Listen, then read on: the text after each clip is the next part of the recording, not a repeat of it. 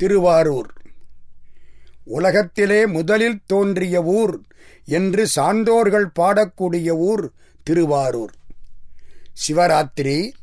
சிவராத்திரி அன்றைக்கு ஒரு வில்வ மரத்தின் கீழே சிவனும் பராசக்தியும் உட்கார்ந்திருந்தார்கள். மேலே ஒரு குரங்கு இருந்தது. இந்த குரங்கு சும்மா இருக்காது. குரங்கிலிருந்து பிறந்த நாமே சும்மா இருக்க மாட்டேங்கிறான். குரங்கு எப்படி சும்மா இருக்கும்? குரங்கு மேலே இருந்து என்ன செய்தது? அந்த வில்வ மரத்திலே உள்ள இலைகளை ஒவ்வொன்றாக பிடுங்கி போட்டுக்கொண்டே இருந்தது. தெரிஞ்சோ தெரியாமலோ வில்வம் சிவனுக்கு அர்ச்சனையாயிற்று. ஏக வில்வம் சிவார்ப்பணம் என்பார்கள். வில்வத்துக்கு ஒரு பெருமை. இன்றைக்கு சாத்திய வில்வத்தை எடுத்து வைத்திருந்து நாளைக்கும் சிவபெருமானுக்கு சாத்தலாம், மறுநாளும் சார்த்தலாம், காஞ்சி போனாலும் சார்த்தலாம். வில்வத்துக்கு அந்த அளவு மரியாதை உண்டு, சிறப்பு உண்டு. குரங்கு மேலே இருந்து இந்த வில்வத்தை போட்டுக்கொண்டே இருந்தது. சிவபெருமானுடைய திருவடிகளில் இந்த வில்வம் விழுந்து கொண்டே இருந்தது. அம்பிகை பார்க்கிறாள், அது யார் வில்வத்தை போடுவது? மேலே பார்க்கிறாள், குரங்கு உட்கார்ந்திருக்கிறது. குரங்கை பார்த்ததும், அம்பாள் பார்வை பட்டதும் குரங்கு மேலே இருந்து இறங்கி வந்தது. அம்பாளுடைய கடைக்கண் பார்வை படுமானால் எல்லாம் கிடைக்கும் அல்லவா? தனந்தரும் கல்விதரும் ஒரு நாளும் தளர்வறியா மனந்தரும் தெய்வ வடிவுந்தரும் நெஞ்சில் வஞ்சமில்லா இனந்தரும் நல்லன எல்லாந்தரும் அன்பர் என்பவர்க்கே கனந்தரும் பூங்குழலால் அபிராமி கடைக்கண்களே. அது மாதிரி இந்த கடைக்கண் பட்ட உடனே இந்த குரங்கு மேலே இருந்து கீழே வந்தது. வந்து காலில் விழுந்து கும்பிட்டது. பராசக்தி பார்க்கிறாள். சிவபெருமான் சொல்கிறார், நீ சிவராத்திரி அன்றைக்கு வில்வத்தினாலே நம்மை அர்ச்சித்தமையினால் மன்னனாக பிறப்பாய். குரங்கு பார்த்தது, காலில் விழுந்து திரும்ப கும்பிட்டது. என்ன வேணும்னு கேட்டார். நீங்க சொன்னபடி மன்னனா பிறக்கிறேன். ஆனா ஒண்ணு, என்ன, இந்த குரங்கு முகத்தோட பிறக்கணும். எல்லாருக்கும் ஆச்சரியமாகிவிடும். குரங்கு முகத்தோட பிறக்கணும்னு நம்ம யாராவது கேட்போமா? முகம் குரங்கு முகம் மாதிரி இருந்தா கூட தொடையில இருந்து தசையை எடுத்து முகத்தில் வச்சு தச்சு அதுக்கு ஏகப்பட்ட பணம் செலவழித்து முகத்தை அழகா ஆக்கி பியூட்டி பார்லருக்கு போயிட்டு திரும்புவோம். இந்த குரங்கு என்ன கேட்குது? குரங்கு முகத்தோட நாம் பிறக்கணும். சிவபெருமான் ஏன்னு கேட்டாராம்.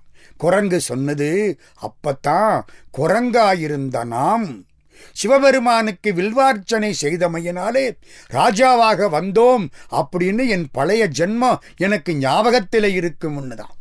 சிவபெருமான் அப்படியே நாரா. குரங்கு வந்து பிறந்தது. எங்கே பிறந்தது?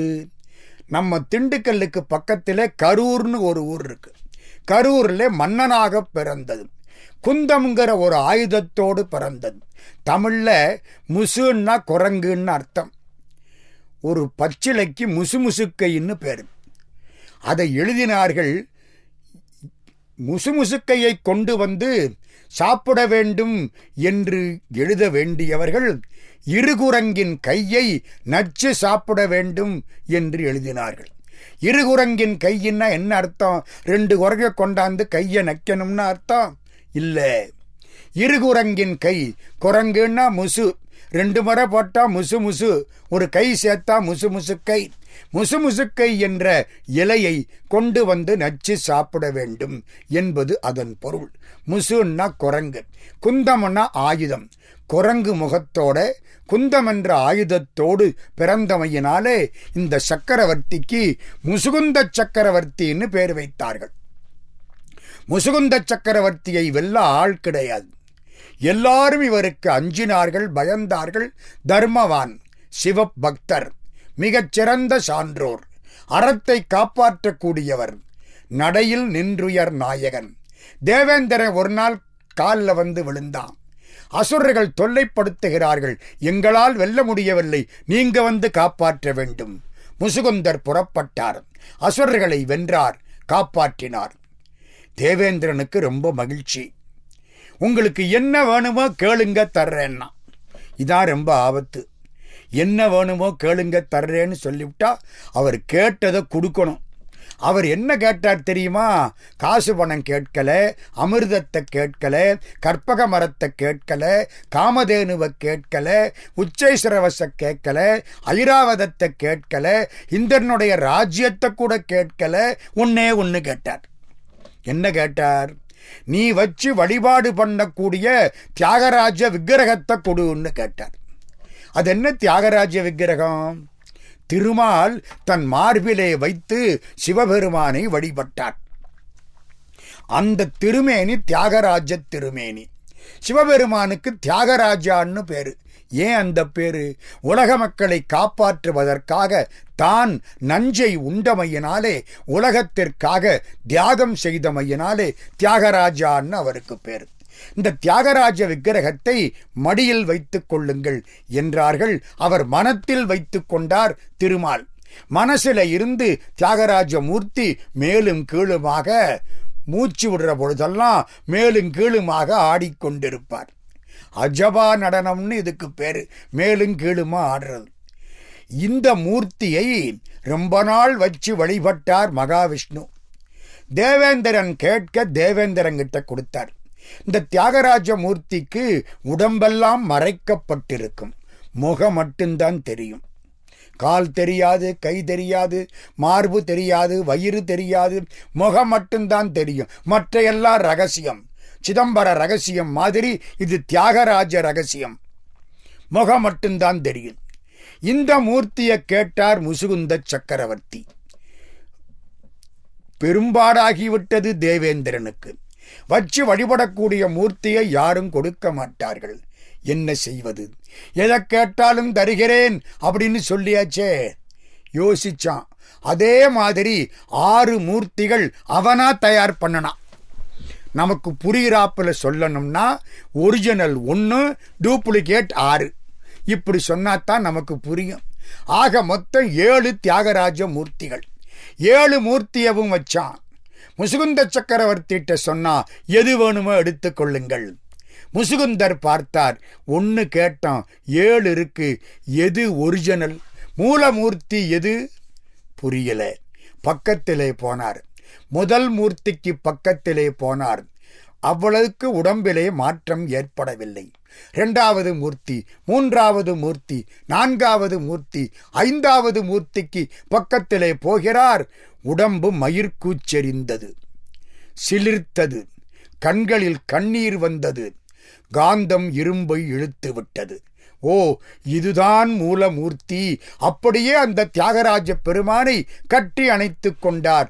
பார்த்தாலும் நினைத்தாலும் படித்தாலும் படிக்க பக்க நின்று கேட்டாலும் பரிந்துள் உணர்ந்தாலும் ஈர்த்தாலும் பிடித்தாலும் கட்டி அணைத்தாலும் இத்தனைக்கும் தித்திக்கும் இனித்த சுவை கரும்பே என்று வள்ளற்பெருமான் பாடியது மாதிரி அந்த மூர்த்தி அவனுக்கு இன்பத்தை கொடுத்தார். அந்த மூர்த்தி வேண்டும் என்று முசுகுந்தர் கேட்டார். தேவேந்திரம் பார்த்தான். மூலமூர்த்தி போகுமானால் மற்ற மூர்த்திகளை வைத்து என்ன செய்வது? 7 மூர்த்திகளையும் எடுத்துக்கொள்ளுங்கள் என்றான். முசுகுந்த சக்கரவர்த்தி 7 மூர்த்திகளையும் எடுத்துக்கொண்டு வந்தார். மூலமூர்த்தியை திருவாரூரில் வைத்தார். 2வது மூர்த்தியை நாகப்பட்டினத்தில் வைத்தார். 3வது மூர்த்தி திருநள்ளாற்றில் வைத்தார். நாமெல்லாம் திருநள்ளாற்றுக்கு போனா சனீஸ்வரனை மட்டும் கும்பிட்டு வேகமா வந்துடுறோம். உள்ள போகணும், சிவபெருமானை கும்பிடணும். பக்கத்திலே தியாகராஜமூர்த்தி இருக்கிறார், அவரை பார்த்து கும்பிட வேண்டும். நம்மை பார்ப்பதற்கு பெரிய பிரதமரே வரும் பொழுது போலீஸ்காரனுக்கு பக்கத்திலே நின்று கொண்டிருக்க கூடாது. சிவபெருமான் சந்நிதியிலே சென்று வழிபட வேண்டுமே தவிர சனீஸ்வரனையே சுற்றி கொண்டிருக்க கூடாது. சனீஸ்வரனுக்கு போடுற கும்பிடு மரியாதை கும்பிடு செய்யணும். ஆனால் சிவபெருமான் மூலமூர்த்தி, எல்லாம் தரக்கூடிய பெருமான். அவன் சந்நிதியிலே சென்று வழிபட வேண்டும். திருநள்ளாற்று பெருமான் தியாகராஜமூர்த்தி. திருவாரூரிலே ஒரு மூர்த்தி, நாகப்பட்டினத்திலே ஒரு மூர்த்தி, திருநள்ளாற்றிலே ஒரு மூர்த்தி, திருமறைக்காடு வேதாரண்யம் அங்கே ஒரு மூர்த்தி, திருக்காராயில் என்று ஒரு திருத்தலம் சம்பந்த சுவாமியால் பாடப்பட்டது, அங்கே ஒரு மூர்த்தி, திருவாய்மூர் அப்பரடிகள் அவதாரம் பண்ண ஸ்தலம், திருவாய்மூரிலே ஒரு மூர்த்தி, திருக்கோளிலி திருக்கோளிலி என்பது திருவாரூருக்கு பக்கத்திலே உள்ள சிறப்பான திருத்தலம். கோள் இலி, அந்த ஊரிலே உள்ள பெருமானை கும்பிட்டால் அவர்களுக்கு கிரகங்கள் எந்த தவறும் செய்யாது. கோளிலி, இப்ப அதுக்கு பேரு திருக்குவளை. இப்படி சொன்னாதான் இந்த காலத்துல நல்லா புரியும். திருக்குவளை. ஆக திருவாரூர், நாகப்பட்டினம், திருநள்ளாறு, திருமறைக்காடு, திருக்காராயில், திருவாய்மூர், திருக்கோளிலி 7 இடங்களிலும் மூர்த்தங்கள் வைக்கப்பட்டன. திருவாரூர் பெருமான் தியாகராஜ பெருமானாய் காட்சி கொடுக்கிறார். சீரார் திருவாரூர், தென்னாகை நள்ளாறு, காரார் மறைக்காடு, காராயில், பேரான ஒத்த திருவாய்மூர், உவந்த திருக்கோளிலி, சப்த விடங்கத்தலம். சப்த விடங்கத்தலம். டங்கம்னா உளி, விடங்கம்னா உளியினால் செதுக்கப்படாதது. தியாகராஜமூர்த்தி அப்படியே உண்டான மூர்த்தியை தவிர யாரும் உளிகொண்டு செதுக்கப்படாத மூர்த்தி. 7 மூர்த்திகள் தலையான மூர்த்தி தியாகராஜமூர்த்தி திருவாரூர். திருவாரூர் பிறக்க முத்தி என்கிறார்கள். அப்போ திருவாரூரில் பிறந்த எல்லாருக்கும் மோட்சமா? திருவாரூர் பிறந்தார்கள் எல்லாருக்கும் அடியேன் அப்படின்னு நம்ம சுந்தரமூர்த்தி சுவாமிகள் பாடுறார். அப்போ திருவாரூரில் பிறந்தவங்க எல்லாருக்கும் மோட்சமா? கொஞ்சம் யோசிக்கணும். அதுக்கு பொருள் என்னன்னு கேட்டா, உடம்புல 6 ஆதாரங்கள். மூலாதாரம்னு ஒன்று.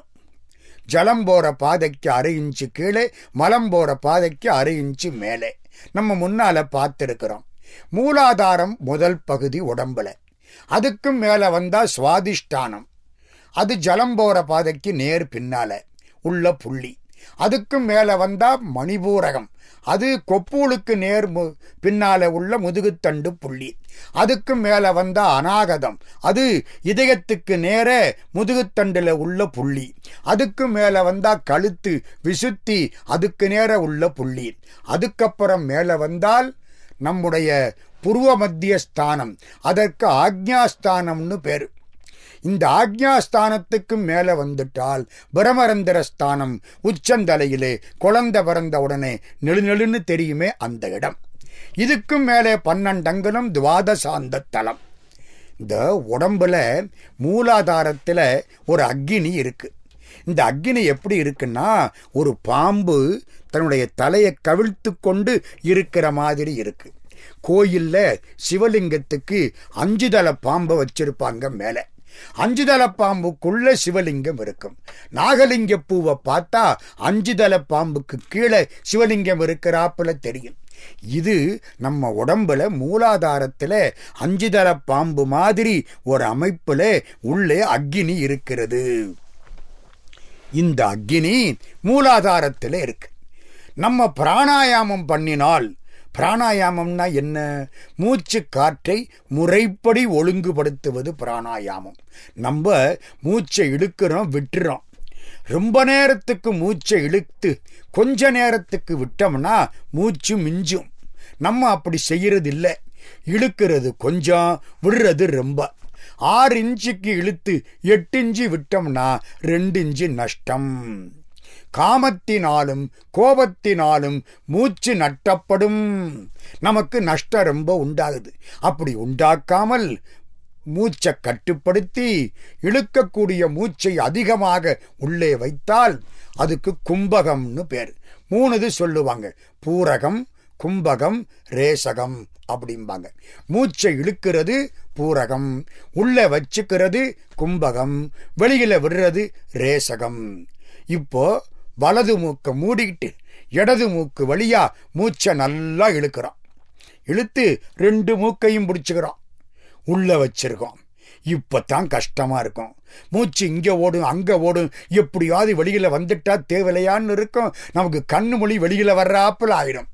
அப்புறம் மெதுவா என்ன செய்யணும்? இடது மூக்கை மூடிக்கிட்டு வலது மூக்கு வழியா மெதுவா மூச்சை விடணும். இப்போ இந்த உள்ள கும்பகம் பண்ணணும் பாருங்க. மூச்சை வெளியில விடாம 2 மூக்கையும் பிடிச்சி உள்ள வச்சிருந்தமே, அப்போ இந்த கும்பகம் பண்ண மூச்சு மூலாதாரத்தில் அந்த பாம்பு மாதிரி இருக்குல்ல, அது தலையில போய் ஒரு அமுக்கு அமுக்கும். அப்படி அது அமுக்கின உடனே அந்த பாம்பு அப்படி தலையை தூக்கும். பாம்புல அப்படி ஒரு அமைப்பு, அப்படி தலையை தூக்கும், உள்ளே இருக்கிற அக்கினி புறப்படும். மூலாதாரத்து அக்கினி பிராணாயாமத்தினாலே, ஒழுங்கான யோக பழக்கத்தினாலே மூலாதாரத்திலிருந்து புறப்பட்டு சுவாதிஷ்டானத்துக்கு வரும். அங்கே இருந்து புறப்பட்டு மணிபூரகத்துக்கு வரும். அங்கே இருந்து அநாகதத்துக்கு வரும். அங்கே இருந்து விசுத்திக்கு வரும். அதுக்கும் மேல ஆக்ஞைக்கு போகும். இந்த ஆக்ஞைங்கிறது புருவ மத்திய ஸ்தானம். நெற்றிக்கு நேரே புருவத்து இடைவெளி. அங்கே ஒரு தீப ஒளி தோன்றும். அங்கே மணிச்சத்தம் கேட்கும்.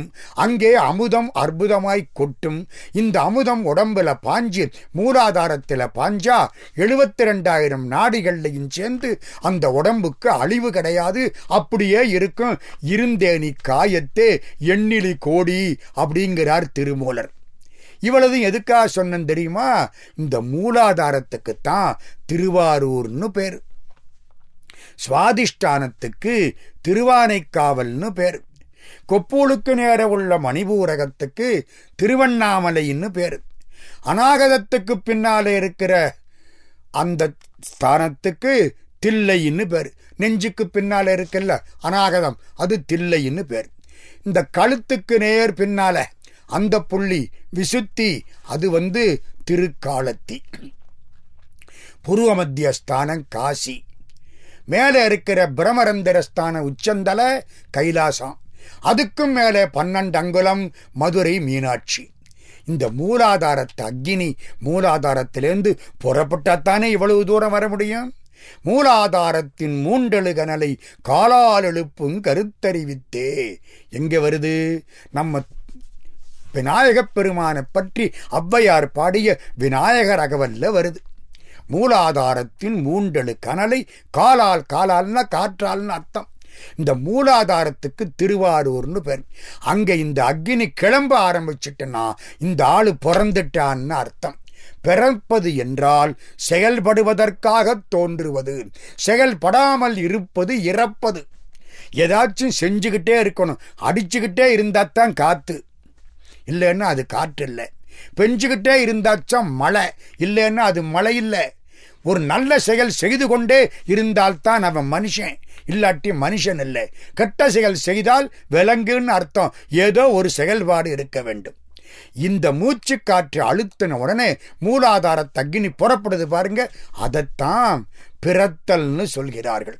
திருவாரூர் பிறந்தார்கள் எல்லாருக்கும் அடியேன்னா என்ன அர்த்தம்? திருவாரூராயிருக்கிற மூலாதாரத்திலே அக்கினியை எழுப்ப கற்றுக்கொண்டு அதன் மூலம் இறை இன்பத்தை யாரெல்லாம் தூக்கிறார்களோ அந்த யோகிகளுக்கு, அந்த ஞானிகளுக்கு நான் அடிமை. திருவாரூர் பிறக்க முத்தின்னா என்ன அர்த்தம்? திருவாரூராகிற மூலாதாரத்தில் இந்த எண்ணம் உதிக்குமானால் அவர்களுக்கு மோட்சம் கிடைக்கும். நம்ம கோயில்ல கொடிமரத்தில் கொடியேறுதுங்கிறோம். கொடிமரங்கிறது என்ன? நம்ம முதுகுத்தண்டு தான் கொடிமரம். சில பேரை முதுகுத்தண்டு இல்லாதவனேன்னு சொல்லுவோம். முதுகுத்தண்டு இல்லாட்டி நிற்க முடியாது, கொலகொலன்னு கீழே விழுந்துருவோம். முதுகுத்தண்டு தான் எல்லாத்துக்கும் அடிப்படை. இந்த முதுகுத்தண்டில் தான் இத்தனை புள்ளியும் இருக்கு. கோயிலில் சாமிக்கு கொடி ஏறிடுச்சு, மண்டகப்படி தீபாராதனைங்கிறார். கொடி ஏறுறதுன்னா என்ன? மூலாதார அக்கினி புறப்படுதுன்னு அர்த்தம்.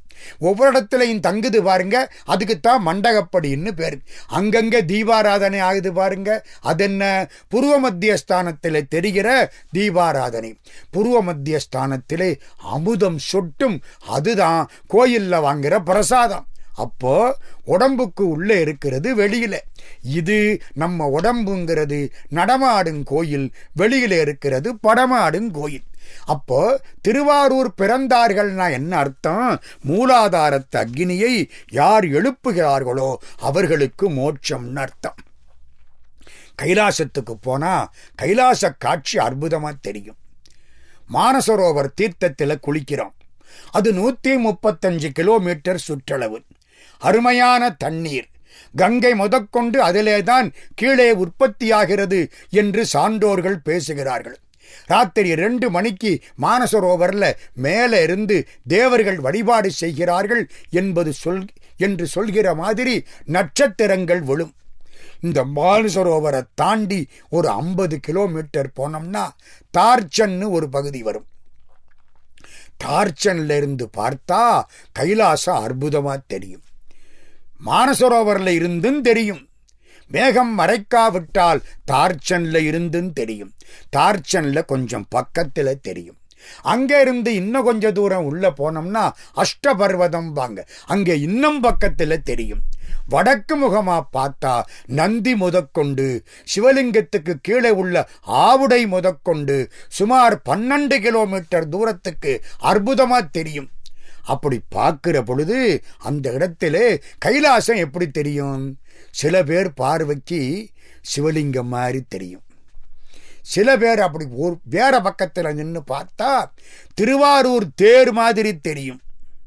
திருவாரூர் தேர் எப்படி இருக்கு அதே மாதிரி கைலாசம் தெரியும்.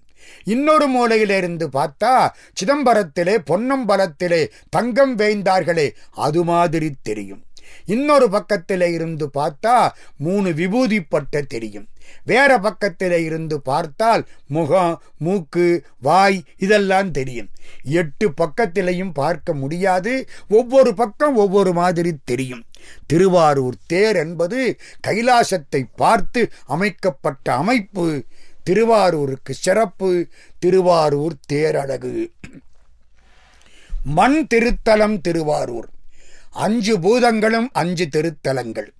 திருவாரூரிலே உள்ள பெருமான் மூலட்டானேஸ்வரர். அது மண்ணால் பிடிக்கப்பட்ட திருமேனி. அவருக்கு அபிஷேகம் கிடையாது. காஞ்சிபுரத்திலே உள்ள பெருமான் அவர் ஏகாம்பரேஸ்வரர். அவரும் மண்ணால் பிடிக்கப்பட்ட திருமேனி. கம்பையாற்றிலே மண்ணால் பிடிக்கப்பட்ட திருமேனி. அவருக்கு அபிஷேகம் கிடையாது. பிருதிவி ஸ்தலம் காஞ்சிபுரம், பிருதிவி ஸ்தலம் திருவாரூர். அன்னை கமலாம்பிகை தவம் செய்த திருத்தலம் திருவாரூர். ஒரு கால் மேல இன்னொரு காலை தூக்கி போட்டுக்கொண்டு அந்த அன்னை இருக்கக்கூடிய அழகு அதை காண கண்கோடி வேண்டும். அவளுக்கு கமலாம்பாள் என்று பெயர். கமலை என்று அந்த ஊருக்கு பெயர். சாயங்காலத்திலே சுமார் 6:30 மணிக்கு ஒரு தீபாராதனை ஆகும் அந்த திருவாரூரிலே. அது சாயரட்சை தீபாராதனை என்று சொல்வார்கள். அப்பொழுது தேவேந்திரன் வந்து தீபாராதனை செய்வதாக அர்த்தம். அந்த அர்ச்சகர் அங்கி, தலைப்பாகை எல்லாம் சூட்டிக்கொண்டு தேவேந்திரன் மாதிரி வந்து சாயரட்சை தீபம் பார்ப்பார். இன்னொரு செய்தி, சாயரட்சையிலே உலகத்திலே உள்ள எல்லா சிவன் கோயில்களின் கலைகளும் திருவாரூரிலே தியாகராஜரிடத்திலே ஒடுங்குகின்றன. எனவே சாயரட்சை தீபாராதனையை பார்த்தால் உலகத்திலே உள்ள எல்லா சிவபெருமானுடைய ஆலயங்களையும் பார்த்த புண்ணியம் என்று சான்றோர்கள் பேசுகிறார்கள். உவே சாமிநாதையருடைய ஆசிரியர் மகாவித்துவான் மீனாட்சி சுந்தரம் பிள்ளை. அவருக்கு 2ஆம் கம்பர்னு பேர். கம்பர் மாதிரி நிறைய பாட்டுக்களை பாடியவர். பல பாட்டுக்கள். உட்கார்ந்தா புராணம் ஓடி வரும். பேசிக்கிட்டே புராணம் எழுதக்கூடிய பெரியவர் மகாவித்துவான் மீனாட்சி சுந்தரம் பிள்ளை. உவே சாமிநாதையருக்கு ஆசிரியர்னா அவர் எப்படி இருப்பார்னு பார்த்துக்கிடுங்க. இந்த மகாவித்துவான் திருவாரூருக்கு வந்தாராம். வந்து ஒவ்வொரு சந்நிதியா கும்பிட்டாராம். கடைசியா சொன்னாராம், நானும் கும்பிட்டுக்கிட்டே வந்தேன், குவிச்ச கையை எடுக்க முடியல, அத்தனை சந்நிதி இருக்கு திருவாரூர்லன்னாராம். குவித்த கரம் விரித்தல் செலா கோயில்களும் பல உளவால். அவர் பாடின பாட்டு. குவித்த கையை விரிக்க முடியாதான், அத்தனை கோயில் வரிசைக்கு இருக்குமா. திருவாரூர் கோயில் தியாகராஜ பெருமான் திருக்கோயில் 5 வேலி. திருவாரூர் குளம் கமலாலய குளம் 5 வேலி. வெளியிலே இருக்கக்கூடிய ஓடை அதுவும் 5 வேலி. அதென்ன 5 வேலி? அது பஞ்சாட்சரம். 5 யானைகள் அடவியுள் வாழ்வன, 5க்கும் 5 எழுத்து அங்குசமாவன அப்படின்னு நம்ம திருமூலர் சொல்லுவார். அம்பாள் கோயில்ல மூலையிலே ஒரு பீடம் இருக்கு. கமலாலய குளத்தை விட்டு கமலாம்பாள் சந்நிதிக்கு சென்றால் மூலையில ஒரு கோயில்ல ஒரு அட்சர பீடம்னு அதுக்கு பேர். அந்த அட்சர பீடத்திலே 51 எழுத்துக்கள் இருக்கின்றன. தியானம் பண்ண வேண்டிய இடம். அதென்ன 51? அந்த காலத்திலே எழுத்து மொத்தம் 51 தான் இருந்திருக்கு. அகர முதலன உரைசை 51 அக்கரமும் என்பது திருப்புகழ். மதுரை மீனாட்சி அம்மன் கோயில்ல சண்டீசருக்கு பக்கத்துல 51 சிவலிங்கம் இருக்கும். அட்சரலிங்கம்னு போட்டிருப்பாங்க. அட்சரங்கள் 51. திருவாசகம் 51 தலைப்பு. வள்ளற்பெருமான் ராமலிங்க சுவாமிகள் உலகத்தில் வாழ்ந்த ஆண்டுகள் 51. 1823 தோன்றி 1874 மறைந்தார். அதுவும் 51. திருவாரூர் கமலாம்பாள் சந்நிதியில் அட்சர பீடம், 51 எழுத்து. தியானம் செய்தால் நல்ல ஆற்றல் கிடைக்கும், கல்வி சிறக்கும்.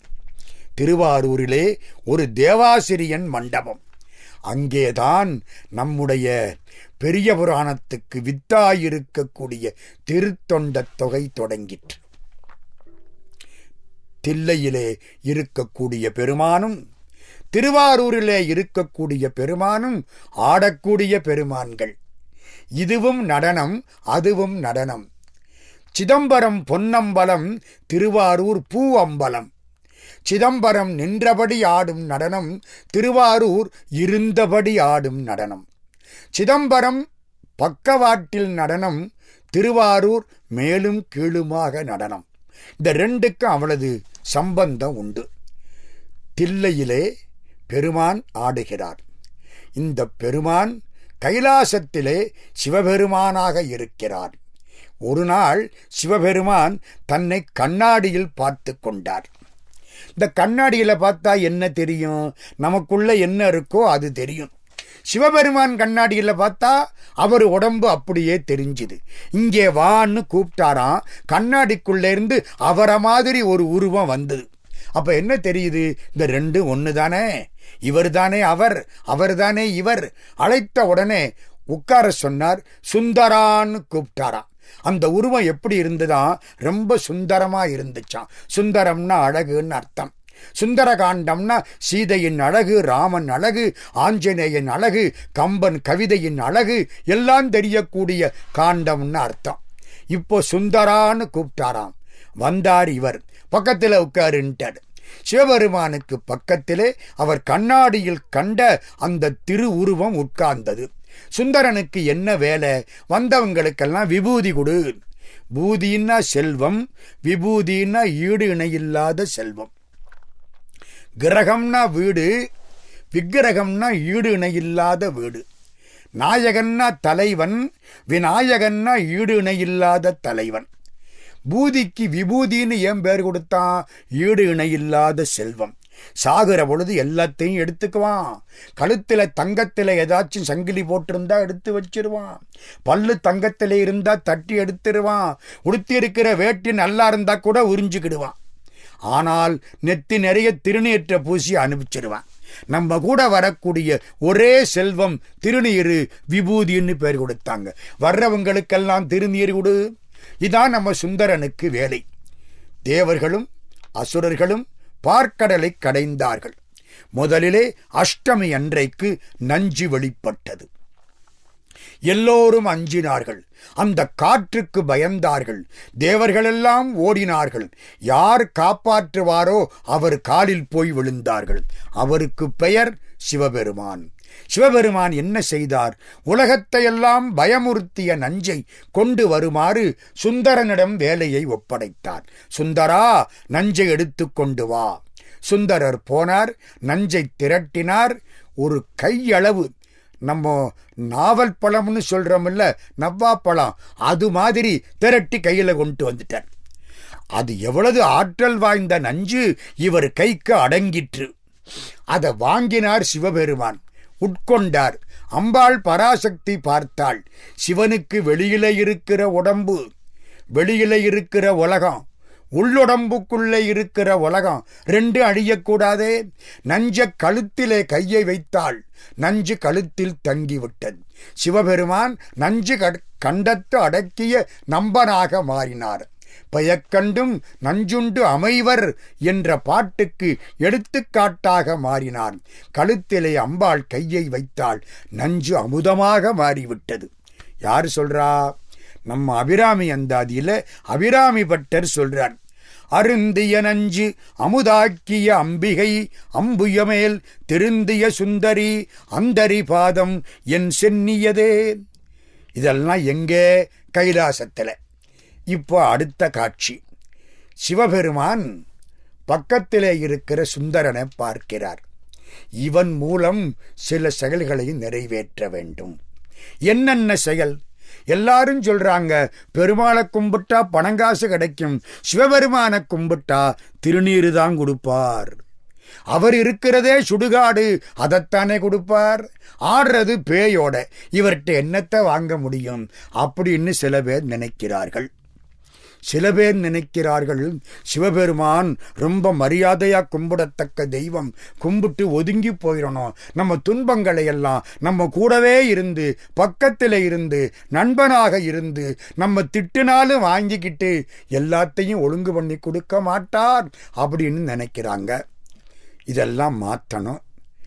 அப்பர் சுவாமிகளும் சம்பந்த சுவாமிகளும் ஆண்டவனை நிறைய பாடிவிட்டார்கள்.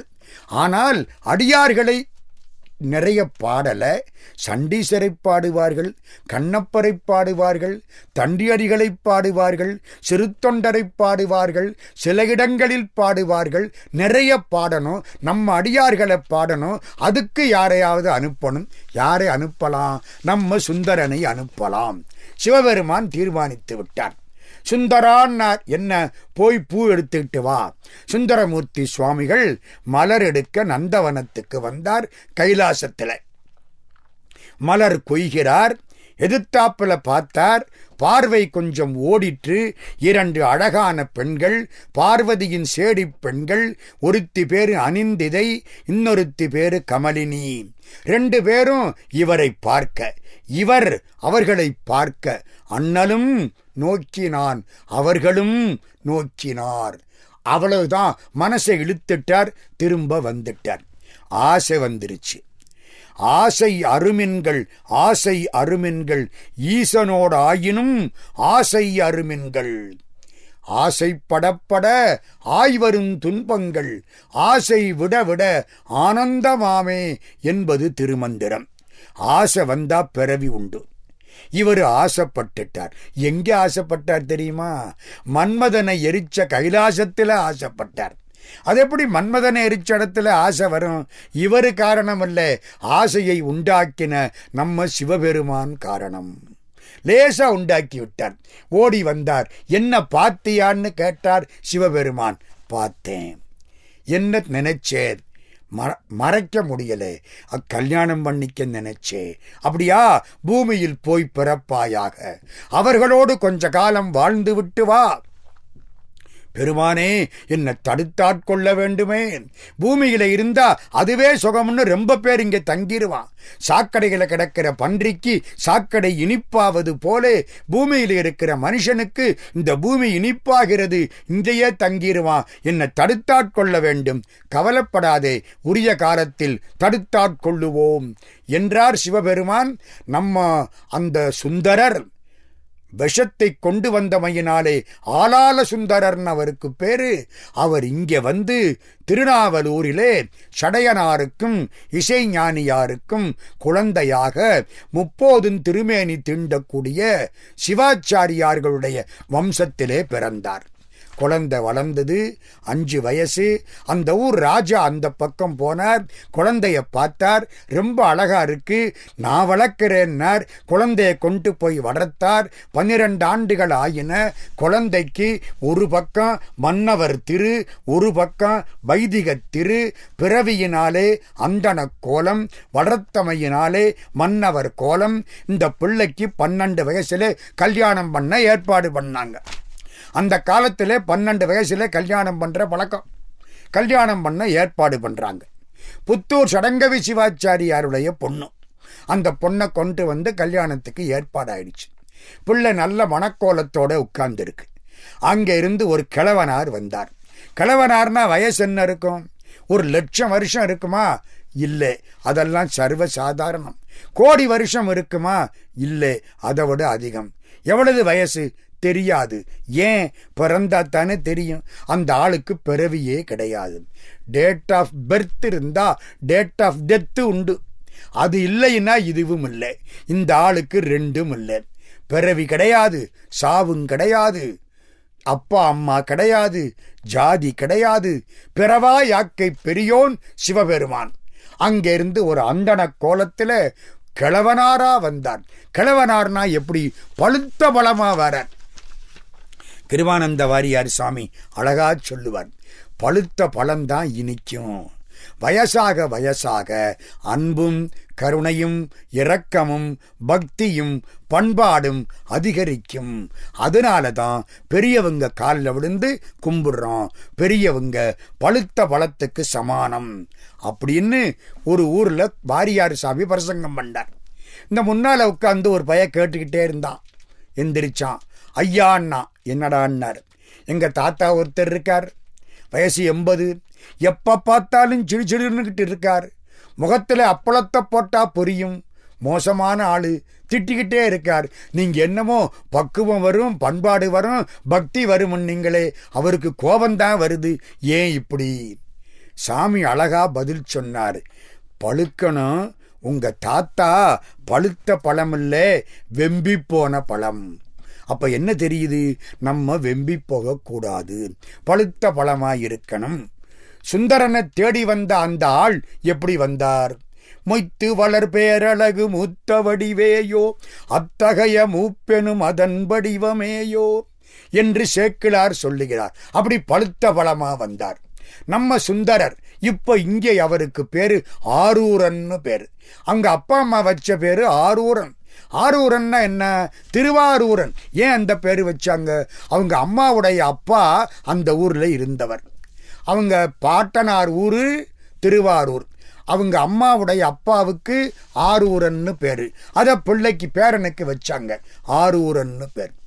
ஆரூரர் இங்கே நிற்க சிவபெருமான் பெரிய வயசான கிழவனாராக வர, நீ என் அடிமையின்னாரா. எல்லாரும் சிரிச்சாங்க. பிராமணனுக்கு பிராமணன் அடிமையாகிற பழக்கம் கிடையாது. சிவாச்சாரியாருக்கு சிவாச்சாரியார் அடிமையாகிற பழக்கம் கிடையாது. அமெரிக்காவில் வேணும்னா நீக்ரோக்கள் அடிமையாக இருக்கலாம். தமிழ்நாட்டில் மனுஷனுக்கு மனுஷன் அடிமை கிடையாது. இதென்ன இப்படி சொல்றீங்க? வந்த அந்தனர் சொன்னார், இவங்க தாத்தா எழுதி கொடுத்த ஓலை என் கையில இருக்குன்னார். தாத்தா எழுதி கொடுத்த ஓலையா? எங்கே இருக்கு? நீ என்ன பைத்தியக்காரனா அப்படின்னு அந்த மாப்பிள்ளை பையன் கேட்டான். பித்தனோன்னா. இவர் சிரிச்சார். நாம் பித்தனாயிருந்தா என்ன, பேயனாயிருந்தால் என்ன, வித்தகம் பேச வேண்டாம், பணி செய்ய வாரும். நீ இந்த அறிவுத்திறமையினால பேசாத, வேலை பாரு, அடிமை வேலை தான் பார்க்கணும் அப்படின்னார். ஓலை எங்கே இருக்கு? இந்தா இருக்கு. இடுப்புல இருந்து ஒரு ஓலை எடுத்தார். எடுத்த ஓலையை இந்த ஆரூரர் சுந்தரர் ஓடி போய் புடுங்கி கிழிச்சுட்டார். கிழிச்ச உடனே அந்த அந்தனர் ஓலமிட்டார். மறைகள் அவரை தேடி ஓலமிடுகின்றன. அவர் இப்பொழுது ஓலமிடுகிறார். எப்போ என் ஓலையை கிழிச்சு விட்டானோ அப்போ நிச்சயமா அந்த ஓலையிலே இவனுக்கு பாதகமானது தான் இருக்க வேண்டும். சாதகமா இருந்தா கிழிக்க மாட்டான், பாதகமா இருக்கணும். ஓலையை கிழிச்சு விட்டான் என்று அழுதார், ஓலமிட்டார். எல்லோரும் கேட்டார்கள், யார் எழுதின ஓலை? இவங்க பாட்டன் எழுதின ஓலை. இப்ப என்ன செய்யலாம்? ஆமா, நீங்க எந்த ஊருக்காரர்? நான் திருவெண்ணநல்லூர். அந்த ஊரிலே ஒரு வடக்கு மன்றம் இருக்கே, அரங்கூர் அவயம், நல்லா இருக்கு, வழக்கை அங்கே போய் சொல்லுங்கள். அந்த அந்தனர் புறப்பட்டு போக, மற்றவர்கள் பின்னால் போக, ஆரூரன் அந்தனருக்கு பின்னால் போக, அந்த திருவெண்ணநல்லூருக்கு போனார்கள். அங்கே அரங்கூர் அவயம் வழக்காடு மன்றம் மாதிரி ஒரு நீதிமன்றம். அங்கே இந்த பெரியவர் வழக்கினை சாரச் சொன்னார். அதென்ன சாரச் சொன்னார்? விவரமா தெளிவா சொன்னார்னு அர்த்தம். சேக்கிழார் சுவாமி வார்த்தை. எல்லாரும் கேட்டார்கள், ஐயா அடிமை என்கிறீர்கள், இவங்க பாட்டனார் எழுதி கொடுத்த ஓலை என்கிறீர்கள், அந்த ஓலை உங்கள்கிட்ட இருக்கா? ஆட்சியில் ஆவணத்தில் அன்றி மற்ற அயலார்தங்கள் காட்சியில் 3இல் 1 காட்டுக. பழக்கம் உண்டா? அடிமை பழக்கம் கிடையாது. ஆவணம் ரெக்கார்டு ஏதாச்சும் பதிவு இருக்கா? இருக்கு. ஓலை இருக்கு. எங்கே இருக்கு? இந்த பையன் கிழிச்சு போடுவான், கிழிக்க மாட்டான்னு சொல்லுங்கோ, ஓலையை தர்றேன். வந்த கிழவர் கெட்டிக்காரத்தனமா சொல்ல, அரங்கூரவயத்திலே இருந்தவர்கள் இவன் கிழிக்க மாட்டான் கொடுங்கோ, இடுப்புல இருந்து அடுத்த ஓலையை உருகினார். இந்த பிள்ளைக்கு ஆச்சரியம், அந்த ஓலையத்தான் அங்கே கிழிச்சிட்டமே, இந்த ஆளு என்ன அடுத்த ஓலை வச்சிருக்காரே. வந்த கிழவனார் அழகா சொன்னார், அது செராக்ஸ் காப்பி, இது ஒரிஜினல். அது நகல், இது அசல். அது படி ஓலை, இது மூல ஓலை. அவனுக்கென்ன, எத்தனை ஓலை வேண்டுமானாலும் எழுதுவான். ஓலையில என்ன இருக்கு, வாங்கி படியுங்கள். படித்தார்கள். அதுல என்ன இருக்கு தெரியுமா? சிவபெருமானுக்குன்னு இல்லை, திருவெண்ணெய்நல்லூர் பித்தனுக்குன்னு இருக்கு. சிவபெருமான் தனக்கு பேரு வச்சுக்கிட்டார். என்ன பேரு வைக்கலாம்? சிவபெருமானுக்கு எந்த பேரும் கிடையாது, எல்லா பேரும் அவர் பேர் தான். ஒரு நாமம் ஓருருவம் ஒன்றுமில்லார்க்கு ஆயிரம், திருநாமம் பாடினாம் தெள்ளேனங் கொட்டாமோ என்பார் மாணிக்கவாசகப் பெருமான். எது அவர் பேரு? எல்லாரும் பார்த்து என்ன பேரு வைக்கிறீங்களோ அது அவருக்கு பேரு. அவரை ராமசாமின்னு கூப்பிட்டா ராமசாமியா வந்து நிற்பார். சரணம் ஐயப்பான்னு கூப்பிட்டா ஐயப்ப சாமியா வந்து நிற்பார். பிள்ளையாரேன்னு கூப்பிட்டா பிள்ளையாரா வந்து நிற்பார். முருகனேன்னு கூப்பிட்டா முருகனா வந்து நிற்பார்.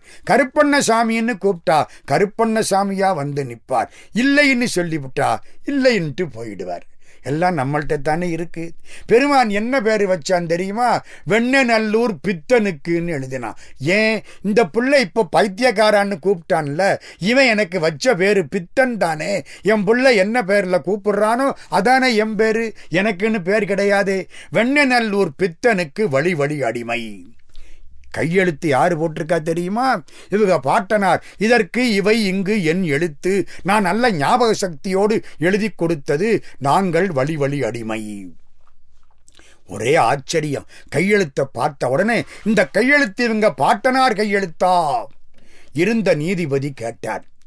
கிழவனார் சொன்னார், இவன் பாட்டனையே இவன் பார்த்ததில்லையே, கையெழுத்தே இங்க பார்த்திருக்க போறான்.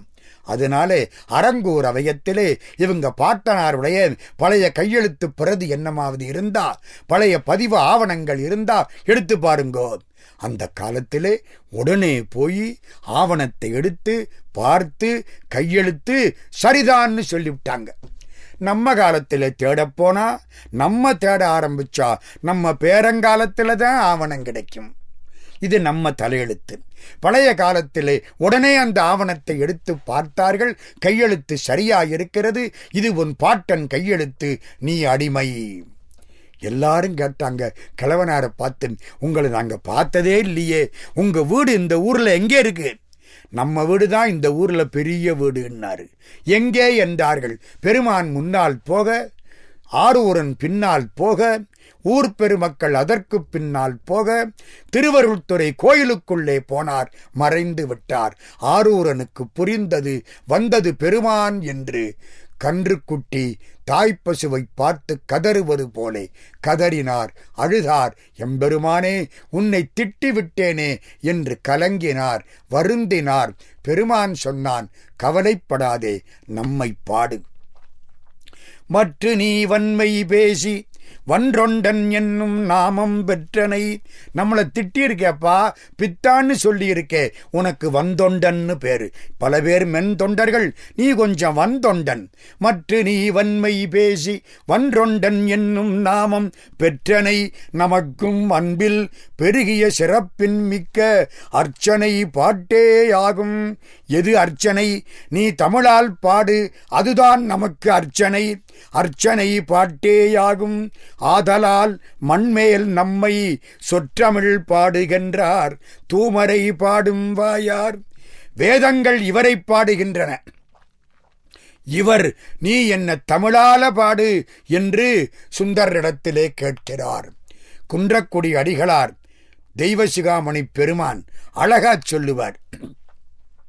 சிவபெருமான் எவ்வளவு காலம் கஷ்டப்பட்டிருந்தா, தமிழ் கேட்காம காத்து கிடந்தா, ஒரு அடியாரை பார்த்து என்ன தமிழால பாடு அப்படின்னு கேட்டிருப்பாரு. அவளது காலம் காத்து கிடந்திருக்கிறார் நல்ல தமிழ் கேட்பதற்காக. அதனால என்ன சொல்றார்?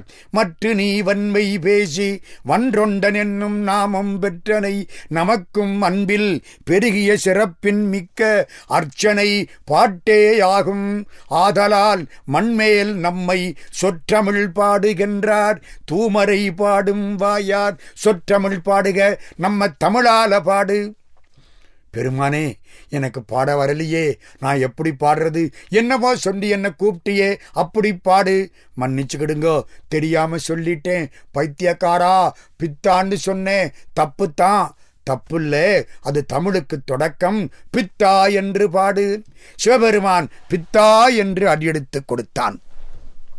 பித்தா பிறை சூடி பெருமானே அருளாளா, எத்தால் மறவாதே நினைக்கின்றேன் மனத்துன்னை வைத்தாய் பண்ணை தென்பால் வெண்ணை நல்லூர் அருள் துறையுள் அத்தா உனக்காளா இனி அல்லேன் எனலாமே.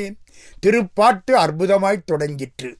சுந்தரமூர்த்தி சுவாமிகள் ஊரூரா போய்விட்டு திருவாரூருக்கு வந்து சேர்ந்தார். திருவாரூரிலே அந்த 2 பெண்களில் கமலினி என்பவள் பரவே நாச்சியாராக அவதாரம் செய்திருக்கிறாள். பரவே நாச்சியாருக்கு தொழில் என்ன? ஆலயத்திலே வந்து நடனமாடக்கூடிய கணிகையர் மரபில் தோன்றினாள். பெருமானுக்கு முன்னால் நடனமாடக்கூடியவள். கோயிலுக்கு வருகிறார் சுந்தரமூர்த்தி. பரவே நாச்சியாரை பார்க்கிறார். ஏதோ ஒரு எண்ணம், பழைய தொடர்பு. பரவே நாச்சியார் மீது காதல் வந்தது. இந்த பரவே நாச்சியாருடைய காதல் அது எப்படி இருக்கு தெரியுமா? அற்புதமோ சிவன் அருளோன்னாரா. எந்த காதலனாவது காதலிய பார்த்து சிவன் அருள் போல இருக்கிறது அப்படின்னு சொல்ல கேட்டிருக்கமா? இந்த காலத்தில் அப்படி சொன்னா காதலி நிப்பாளா? இது பழைய காலம். சிவன் அருள் இந்த பெண்ணாக வந்திருக்கிறது. அற்புதமோ சிவனருளோ என்று அழகாக பாடினார்.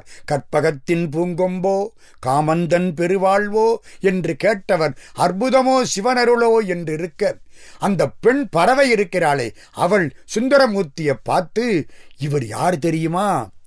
முருகன் மாதிரி இருக்கிறாரே, முருகப்பெருமான் போலே இருக்கிறாரே என்று அவளுக்கு தோன்றியதாம். முருகன் அருள், முருகன் என்று முன்னே வந்து எதிர் தோன்றும் முருகனோ என்று அவள் நினைத்தாளாம். ஒரு வழிக்கு அதுவும் சரிதானே. முருகனுக்கு வள்ளி தெய்வயானை என்று 2 பெண்டாட்டிகள். இவருக்கும் 2 பெண்டாட்டிகள் வரப்போகிறார்கள். ஒருவேளை அதுவும் சரிதானே. முருகனும் சுந்தரன், இவரும் சுந்தரர். முருகனும் பாடுவான், இவரும் பாடுவார். எனவே முன்னே வந்தெதிர் தோன்றும் முருகனோ என்றார். சிவபெருமானிடத்திலே சென்றார். சிவபெருமானே, இந்த பரவே நாச்சியாரை கல்யாணம் பண்ணிக்கணும்னார். சிவபெருமான் செய்கிறோம் என்று சொல்லி அங்கே திருவாரூரிலே உள்ள எல்லாருக்கும் சொல்லி, நம்முடைய தோழன் சுந்தரன் திருவாரூரன் வந்திருக்கிறான், அவனுக்கு பரவே நாச்சியாரை திருமணம் செய்து வையுங்கள். பெருமான் சொல்ல, கணிகையர் குலத்திலே பிறந்த பரவே நாச்சியாருக்கும் 30 திருமேனி தீண்டக்கூடிய சுந்தரமூர்த்தி சுவாமிகளுக்கும் திருமணம் நடந்தது. அடியார்களுக்கு ஜாதி இல்லை என்பது நிறுவப்பட்டது. இது திருவாரூரில் நடந்த நிகழ்ச்சி. கல்யாணம் என்னைக்கு? பங்குனி உத்திரத்தன்னைக்கு. அது அற்புதமான நாள். தர்மராஜாவுக்கும் பாஞ்சாலிக்கும் கல்யாணம் பங்குனி உத்திரம். மீனாட்சிக்கும் சொக்கலிங்க பெருமானுக்கும் கல்யாணம் பங்குனி உத்திரம். திருப்பரங்குன்றத்திலே தெய்வ யானைக்கும் முருகனுக்கும் கல்யாணம் பங்குனி உத்திரம். திருப்பதியிலே திருச்சானூரிலே நம்முடைய சீனிவாச பெருமாளுக்கும் பத்மாவதி தாயாருக்கும் கல்யாணம் பங்குனி உத்திரம். அதே மாதிரி நம்முடைய சுந்தரருக்கும் பரவே நாச்சியாருக்கும் கல்யாணம் பங்குனி உத்திரம். எல்லாருக்கும் பங்குனி உத்திரத்தன்னைக்கு ஆண்டுதோறும் சாப்பாடு போட்டார்கள். இவருக்கு பணம் ஏது? பகவான் கொடுக்கிறான். பணமா கொடுக்கல, பொருளா கொடுக்கிறான். குண்டையூர்னு பக்கத்தில் ஒரு ஊர். அங்கே ஒரு விவசாயி, அவருக்கு குண்டையூர் கிளார்னு பேரு. அவர் நிறைய நெல் கொடுப்பார். அந்த நெல்லை வச்சு சாப்பாடெல்லாம் ஆகும். ஒரு 2 மாசம் 1 மாசத்துக்கு அவர் நெல் அனுப்பலை. சுந்தரருக்கு ஒன்றும் புரியல. குண்டையூருக்கு போயிட்டார். நெல் வரலையே. அவர் சொன்னார், சாமி, விளைச்சல் கிடையாது, பஞ்சம், மழை இல்லை, நான் என்ன பண்ணுவேன்? அப்படியா, நான் சிவபெருமான்கிட்ட கேட்டு வாங்கித் தர்றேன். சிவபெருமானை நோக்கி சுந்தரமூர்த்தி சுவாமிகள் பாட சிவபெருமான் நெல்லு மலையவே கொடுத்தார். கேட்டது நெல்லு, கொடுத்தது நெல் மலை. அதான் ஆண்டவன் பெருமை. நெல்லு மலையை கொடுத்தார். கொடுத்தா இவர் வாங்கிக்க வேண்டியதுதானே. குண்டையூருக்கு பக்கம்தான் திருக்கோளிலி. குண்டையூர்ல கோயில் கிடையாது, திருக்கோளிலியிலே கோயில். அங்கே வந்து சுந்தரமூர்த்தி பாடுகிறார், பரவநாச்சியாருக்காக நெல்லு கேட்டேன், மலை கொடுத்துருக்கிறீங்க, திருவாரூருக்கு போகணும், இதை எப்படி கொண்டுகிட்டு போறது? எங்கிட்ட என்ன லாரி இருக்கா, ட்ரெயின் இருக்கா? ஒன்றும் கிடையாது. நெல்லை அங்கே கொண்டாந்து சேர்த்து பிடுங்க. நீள நினைந்தடியேன் உமை நித்தலும் கைதொழுவேன், வாழன கண்மடவாள் அவள் வாடி வருந்தாமே, கோளிலியம் பெருமான் குண்டையூர் சில நெல்லு பெற்றேன், ஆளிலையம் பெருமான் அவை அட்டி தரப்பணியே. குண்டையூரிலே சில நெல்லு. ஒரு ஆள்கிட்ட சொல்ற பொழுது மலை நெல்லுன்னு சொன்னா அவன் தூக்க வரமாட்டான், கொஞ்சம் போல நெல்லுன்னு சொன்னா தூக்க வருவான். அது ஒரு அர்த்தம். இன்னொரு அர்த்தம் என்ன தெரியுமா? நம்ம பார்வைக்கு மலை நெல்லு ரொம்ப பெருசு. சிவபெருமானுக்கு முன்னாலே மலை என்பது ஒரு புள்ளி தானே, ஒரு தூசு தானே. அவன் அண்டங்களை விட பெரியவன் அல்லவா? 101 கோடியின் மேற்பட விரிந்த அண்டங்களை எல்லாம் ஒரு பக்கம் வச்சு சிவபெருமானை ஒரு பக்கம் வச்சா இவ்வளவு பெரிய அண்டங்கள் எப்படி இருக்குமா? காலையில சூரிய வெளிச்சத்துல வரக்கூடிய பறக்கக்கூடிய தூசி மாதிரி இருக்குமா? அப்போ சிவபெருமான் எவ்வளவு பெரிய ஆளு? அண்டங்கள் எல்லாம் தூசியாய் தெரியுமானால் அவன் எவ்வளவு பெரிய ஆளாயிருப்பான்? பாதம் 2 வினவில் பாதாளம் 7 கப்பால், ஜோதி மணிமுடி சொல்லில் சொல்லிறந்து நின்ற தொன்மை அவனுக்கு முன்னாலே நெல் மலை என்பது சில நெல்லுத்தானே. இவர் கேட்டவுடனே சிவபெருமான் சொல்கிறார், கவலைப்படாதே, ராத்திரிக்கு நெல்லை எல்லாம் பூதங்களை விட்டு திருவாரூருக்கு கொண்டே சேர்த்துறேன். அதே மாதிரி பூதங்கள் போய் ராத்திரி திருவாரூர் முழுக்க நெல்லு கொட்டிடுச்சு. ஒரு வீட்டு கதவும் திறக்க முடியல. வாசப்படியெல்லாம் நெல்லு, வீதியெல்லாம் நெல்லு. மலையில்ல போயிருக்கு திருவாரூருக்கு. என்ன செய்கிறது? ரொம்ப சிரமம். கதவை திறக்க முடியுமா? பரவநாச்சியார் சொன்னாலாம், எல்லாருக்கும் அவங்கவங்க வீட்டுக்கு முன்னால கிடக்கிற நெல்லை எடுத்துக்கலாம். அவ்வளவுதான், தெரு சுத்தமாயிடுச்சு. ஒரு புயல் வந்தது தமிழ்நாட்டில். பெருந்தலைவர் காமராஜருடைய ஆட்சி காலம். நிறைய மரங்கள் விழுந்தன. ராமநாதபுரம் மாவட்டத்தில் பெருஞ்சேதம். மரங்கள் விழுந்தமையினாலே எந்த காரும் போக முடியல. என்ன செய்கிறது? மரத்தை எல்லாம் எடுக்க 1 வாரம் ஆகும். அதுக்கப்புறம்தான் அவங்களுக்கு சாப்பாடு. 1 வாரம் சாப்பிடாம இருக்கணுமே. கரண்ட் இல்லை, தண்ணி கிடைக்கல, என்ன செய்யலாம்? காமராஜர் அழகாக சொன்னார், யார் யார் வீட்டுக்கு முன்னால எந்தெந்த மரம் விழுந்திருக்கோ அதையெல்லாம் அவங்கவங்க வெட்டி வச்சுக்கலாம். அவ்வளவுதான். 6 மணி நேரத்தில் ரோடு சுத்தமாயிடுச்சு. எல்லாம் எடுத்துக்கிட்டு போயிட்டான். தெரு சுத்தமாகி விட்டது. எல்லா விதமான சௌகரியங்களும் கிடைத்தன. அது மாதிரி பரவநாச்சியார் சொன்னால், யார் யார் வீட்டுக்கு முன்னாலே எவ்வளவு நெல்லு கிடக்கோ அதை அவங்கவங்க எடுத்துக்கலாம். எல்லாரும் எடுத்து கொண்டார்கள். இப்பொழுது உங்களுக்கு ஒன்று புரிய வேண்டும். நம்ம கேட்டா நெல்லு கொடுப்பாரா சிவபெருமான்? நிச்சயமா கொடுக்க மாட்டார். ஏன் கொடுக்க மாட்டார்? பரவநாச்சியார் நெல்லை எல்லாரும் எடுத்துக்கலாம்னு சொல்லக்கூடிய மனப்பாங்கு உள்ள பொண்ணு. அதனாலே அவளுக்கு நெல்லை கொடுத்தார். நம்ம வீட்டுக்காரி என்ன சொல்லுவா? இதே மாதிரி நமக்கு நெல்லு கிடைச்சிருந்து எல்லாரும் வீட்டு வாசல்லையும் கொட்டி கிடந்தா நம்ம வீட்டுக்காரி என்ன சொல்லுவா? எங்க வீட்டுக்காரரு கஷ்டப்பட்டு கொண்டாந்த நெல்லு எவளாவது எடுத்தா கையை ஒடிச்சு விடுவேன், அப்படித்தானே சொல்லுவா. அதான் நமக்கு நெல்லு கொடுக்க மாட்டேங்கிறார். அடுத்தவனுக்கு கொடுக்க வேணுமென்று எண்ணினால் நீ கொடுக்கப்படுவாய். அது மாதிரி கோளிலியம் பெருமான் குண்டையூர் சில நெல்லு பெற்றேன், ஆளிலையம் பெருமான் அவை அட்டித்தரப்பணியே. அதே மாதிரி செய்து விட்டான். நடந்த இடம் திருவாரூர். பரவநாச்சியாரும் சுந்தரமூர்த்தி சுவாமிகளும் வாழ்க்கை நடத்தினார்கள். எல்லோருக்கும் எல்லாவற்றையும் வாரி வாரி வழங்கினார்கள். சேரமான் பெருமாள் திருவாரூருக்கு வருகிறார். சேரமான் பெருமாள் சேர நாட்டு மாமன்னர். அவருக்கு களரிற்று அறிவார்னு பேரு. களரிற்று அறிவார்னா என்ன அர்த்தம்? எல்லா உயிர்களும் பேசக்கூடிய எல்லா செய்திகளையும் மொழிகளையும் அறியக்கூடிய ஆற்றல் வாய்ந்தவர். களரிற்று அறிவார். அவர் வழிபாடு செய்வார். ஒவ்வொரு நாளும் பூஜை எப்பொழுது முடியும்? பாதச் சிலம்பு ஒலி கேட்கும் பொழுது முடியும். ஒரு நாள் பூஜையிலே நடராஜாவின் பாதச் சிலம்பு ஒலி கேட்க தாமதமாயிற்று. சேரமான் பெருமாள் பார்த்தார், பூஜையிலே களரிற்றறிவாராகிற நமக்கு சிலம்பு ஒலி கேட்கவில்லை, நாம் ஏதோ தவறு செய்து விட்டோம் என்று உடைவாளை உருவி வெட்டி கொள்ளப் போகிறார். பாதச் சிலம்பு ஒலி மிக வேகமாக கேட்டது. சிவபெருமானை பார்த்து, ஏன் இன்றைக்கு தாமதம் என்று சேரமான் பெருமாள் கேட்க, சிவபெருமான் சொல்கிறார், நம் சுந்தரன் நம்மை பாடிக்கொண்டிருந்தான், கேட்டுக்கொண்டிருந்தேன், தாமதமாகிவிட்டது. ஏன் இப்படி சொல்கிறார் சிவபெருமான்? ஒரே நேரத்திலே எல்லாவற்றையும் கேட்கவும் வரவும் அவரால் முடியாதா? முடியும். ஆனால் 2 பேரையும் இணைக்க வேண்டுமே. இப்படி சொன்னார். சேரமான் பெருமாள் பார்த்தார், அந்த சுந்தரனை பார்க்க வேண்டும். வந்தார், பார்த்தார். சுந்தரரும் சேரமான் பெருமாளும் நட்பு கொண்டார்கள். இதிலே திருவாரூரிலே நடந்ததாக ஒரு செவிவழி செய்தி உண்டு. இது பெரிய புராணத்தில் கிடையாது. சேரமான் பெருமாள் திருவாரூருக்கு வருகிறார். வீட்டுக்குள் வருகிறார். சுந்தரமூர்த்தி சுவாமிகளுடைய வீட்டு கதவு திறந்திருக்கிறது.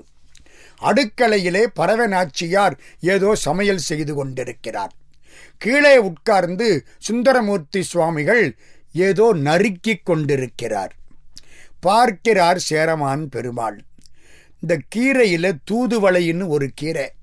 இந்த தூதுவளை என்பது மிக சிறப்பான ஒரு பச்சிலை, நெருப்பு மாதிரி தூதுவளை. கரிசலாங்கண்ணி என்பது தண்ணீர், நெருப்பு தூதுவளை, காற்று முசுமுசுக்கை. இந்த 3க்கு ஞான பச்சிலைன்னு பேர். தூதுவளை சாப்பிட்டால் க்ஷயரோகம் வராது. தூதுவளை சாப்பிட்டால் இருமல் வராது. அது ஒரு ஞான பச்சிலை. இந்த தூதுவளையில முள்ளு ரொம்ப இருக்கும். சுந்தரமூர்த்தி சுவாமிகள் இந்த தூதுவளை விரும்பி சாப்பிடுவார். அன்றைக்கு தூதுவளையை அவர் உட்கார்ந்து முள்ளை தனியாக்கி கீரையை ஆய்ந்து கொண்டிருக்கிறார். சேரமான் பெருமாள் அப்பொழுது வந்து விட்டார். வந்தவர் பார்த்தார், சாமியை பார்த்து ஒரு கும்பிடு போட்டார். சுந்தரர் உட்காரச் சொன்னார். சேரமானும் அடுப்படியிலே உட்கார்ந்தார். சும்மா இருக்க வராது. கொஞ்சம் தூதுவளை அவர் எடுத்து போட்டு தனக்கு முன்னாலே போட்டு அவர் ஆயத் தொடங்கினார். 1 மணி நேரம் ஆயிற்று. சுந்தரமூர்த்தி சுவாமிகள் ஆஞ்சது ஒரு பக்கம், சேரமான் பெருமாள் ஆஞ்ச தூதுவளை கீரை இன்னொரு பக்கம். பரவநாச்சியார் வந்தார்கள். சுந்தரமூர்த்தி சுவாமிகள் ஆய்ந்த கீரையை எடுத்தார்கள், கண்ணில் ஒற்றி கொண்டார்கள், வில்வ மரத்தில் கொண்டே போட்டுட்டாங்க. சேரமான் பெருமாள் ஆஞ்ச கீரையை எடுத்து கழுவி அடுப்பில் போட்டார்கள் பக்குவப்படுத்துவதற்காக. சேரமான் பெருமாளுக்கு ஒரே ஆச்சரியம். பக்கத்தில் போனார். தாயே, சாமி ஆஞ்ச கீரையை கொண்ட வில்வ மரத்தில் போட்டுட்டீங்க, அடியேன் ஆஞ்ச கீரையை சட்டியில் போட்டு பக்குவப்படுத்துறீங்க, எதனால? பரவநாச்சியார் சொன்னார்கள், சுந்தரமூர்த்தி சுவாமிகள் கீரையை ஆஞ்ச பொழுது என்ன சொல்லிக்கிட்டு ஆஞ்சார்? வாயினாலே நமசிவாய மந்திரம் சொல்லி ஆய்ந்தார். ஏன்? அவருக்கு பழக்கம் அதுதான். நற்றவா உன்னை நான் மறக்கிலும் சொல்லும் நான் நமச்சிவாயவே என்று பாடியவர் சுந்தரமூர்த்தி சுவாமிகள். மற்று பற்றனக்கின்று நின்றிரு பாதமே மனம் பாவித்தேன், பெற்றலும் பிறந்தேன் இனி பிறவாத தன்மை வந்தெய்தினேன், கற்றவர் தொடுதேத்தும் சீர்க்கரை ஊரில் பாண்டி கொடுமுடி, நற்றவா உன்னை நான் மறக்கிலும் சொல்லும் நான் நமச்சிவாயவே, உன்னை நான் மறந்தாலும் இந்த நாக்கு மறக்காது என்று நமசிவாய நமசிவாய நமசிவாய என்று அஞ்செழுத்து மந்திரத்தை சொல்லிக்கொண்டே தூதுவளையை சுந்தரர் ஆய்ந்திருக்கிறார். எனவே எப்பொழுது 5 எழுத்து மந்திரத்தை சொல்லிவிட்டாரோ அப்பொழுது அது சிவார்ப்பணமாகிவிட்டது. சிவார்ப்பணமான கீரையை அடுப்பில் போட்டு பக்குவப்படுத்தக்கூடாது. ஆனால் சேரமான் பெருமாளாகிற நீங்கள் கீரையை ஆய்ந்த பொழுது என்ன சொன்னீர்கள்? சேரமான் பெருமாள் சொன்னார், நான் என்ன சொன்னேன், ஒன்னும் சொல்லல, இந்த கீரையில உள்ள முள்ளு கையில குத்தக்கூடாதுங்கிற நினைப்போடு ஆய்ந்தேன். அதனாலதான் இதை பக்குவப்படுத்துறதுக்காக அடுப்பில் போட்டிருக்கிறேன். இப்படியாக ஒரு செவிவழி செய்தி உண்டு. அது நடந்ததோ இல்லையோ வேற விஷயம், என்ன தெரிய வேண்டும், நம்முடைய பணிகளை செய்யும் பொழுது ஆண்டவன் திருநாமத்தை சொல்லிக்கொண்டே பணி செய்ய பழகுவோமானால் வாழ்க்கையில் நமக்கு எல்லாவிதமான இன்பங்களையும் தந்துவிட்டு அடுத்த பிறவி இல்லாமல் வினை பயனை ஆண்டவன் ஏற்றுக்கொள்ளுவான். இது திருவாரூரில் நடந்ததாக சொல்லப்படக்கூடிய ஒரு செய்தி. ஒரு நாள் சேரமான் பெருமாள் திருவாரூர் கோயிலுக்குள்ளே சுந்தரமூர்த்தி சுவாமிகளோடு போகிறார், வழிபாடு செய்கிறார், திரும்பி போய்விட்டார். கொஞ்ச நாள் ஆயிற்று. சுந்தரமூர்த்தி சுவாமிகள் இப்பொழுது வேறொரு வாசல் வழியாக கோயிலுக்குள் போகிறார். அங்கே தேவாசிரியன் மண்டபம் என்று ஒரு மண்டபம் உண்டு. தேவாசிரியன் மண்டபத்திலே சிவனடியார்கள் கூடியிருந்து சிவபெருமான் திருநாமத்தை பாடிக்கொண்டிருப்பார்கள். பக்திமயமான இடம். அந்த பகுதியிலே வந்தார் நம்முடைய சுந்தரர். மிக பெரியவர்கள் இருக்கக்கூடிய இடம், அதனாலே ஒதுங்கி போய் விடுவோம் என்று அப்படி ஒதுங்கி போயிட்டார். அவங்க மேல மரியாதை, நாம் சாதாரணமானவர்கள், அவர்கள் மிக பெரியவர்கள் அப்படின்னு ஒரு மரியாதை, ஒதுங்கி போயிட்டார். அங்கே ஒருத்தர் நிற்கிறார், மலையாளத்துக்காரர், அவருக்கு விரண்மிண்டர்னு பேர், ரொம்ப சத்தம் போட்டு பேசக்கூடிய ஆளு. இந்த விரண்மிண்டர் கேட்டார், பக்கத்தில் இருந்தவரை பார்த்து, அடியார்களை கும்பிடாம கோயிலுக்குள்ள போறானே இந்த ஆள் யார்? பக்கத்தில் இருந்தவர் சொன்னார், அவர் ஆரூரர். ஆரூரனா? சரி, அடியார்களை கும்பிடாம போறானே அவன் நமக்கு புறகுன்னார். புறகுன்னா என்ன அர்த்தம்? அடியார்கள் கூட்டத்தை விட்டு அவனை ஒதுக்கி வச்சு விட்டோம்னு அர்த்தம். அவர் சொன்னார், பக்கத்தில் இருந்தவர், அப்படியெல்லாம் அவசரப்பட்டு சொல்லாதீங்க, இவரை சிவபெருமான் தன் தோழர் என்று சொல்லி இருக்கிறார், இவருக்கு தம்பிரான் தோழர்னு பேரு. அப்படியா? இந்த ஆளை சிவபெருமான் தோழர்னு சொன்னாரா? அப்போ சிவபெருமானும் புறகு, சிவபெருமானையும் தள்ளு, அடியார்கள் கூட்டத்தில் அவரும் வேண்டாம். எவ்வளவு வேகம் விரண்மிண்டருக்கு! வேகமாக வந்தார் சுந்தரர். தியாகராஜ பெருமான் பார்த்தார், சுந்தரா, வர்ற பொழுது இந்த அடியார்களை பார்த்து ஒரு கும்பிடு போட்டுட்டு வரக்கூடாதா? ஒரு பாட்டு பாடிட்டு வரக்கூடாதா? இப்பொழுது பார், உன்னையும் தள்ளிவிட்டு என்னையும் தள்ளிவிட்டார்கள். அடியார்கள் தள்ளினால் நான் எங்கு போவேன் என்கிறார் தியாகராஜ பெருமான். என்ன புரியுது? கடவுளால முடியாதது ஒன்று உண்டு, எல்லாம் செய் வல்ல பெருமானால் முடியாதது ஒன்று உண்டு. அது என்ன தெரியுமா? அடியார்களை விட்டு விலகி இருக்கிறது அவனால முடியாது. அடியார் கூட்டத்துக்குள்ளேயே இருப்பான், அடியாரோடு பேசுவான். நாம் சாப்பிட்டால் அவன் சாப்பிடுவான், நாம் பட்டினி கிடந்தால் அவனும் பட்டினி கிடப்பான், நாம் நினைத்தால் அவனும் நினைப்பான், நாம் மறந்தால் அப்பொழுதும் அவன் நம்மை நினைப்பான்.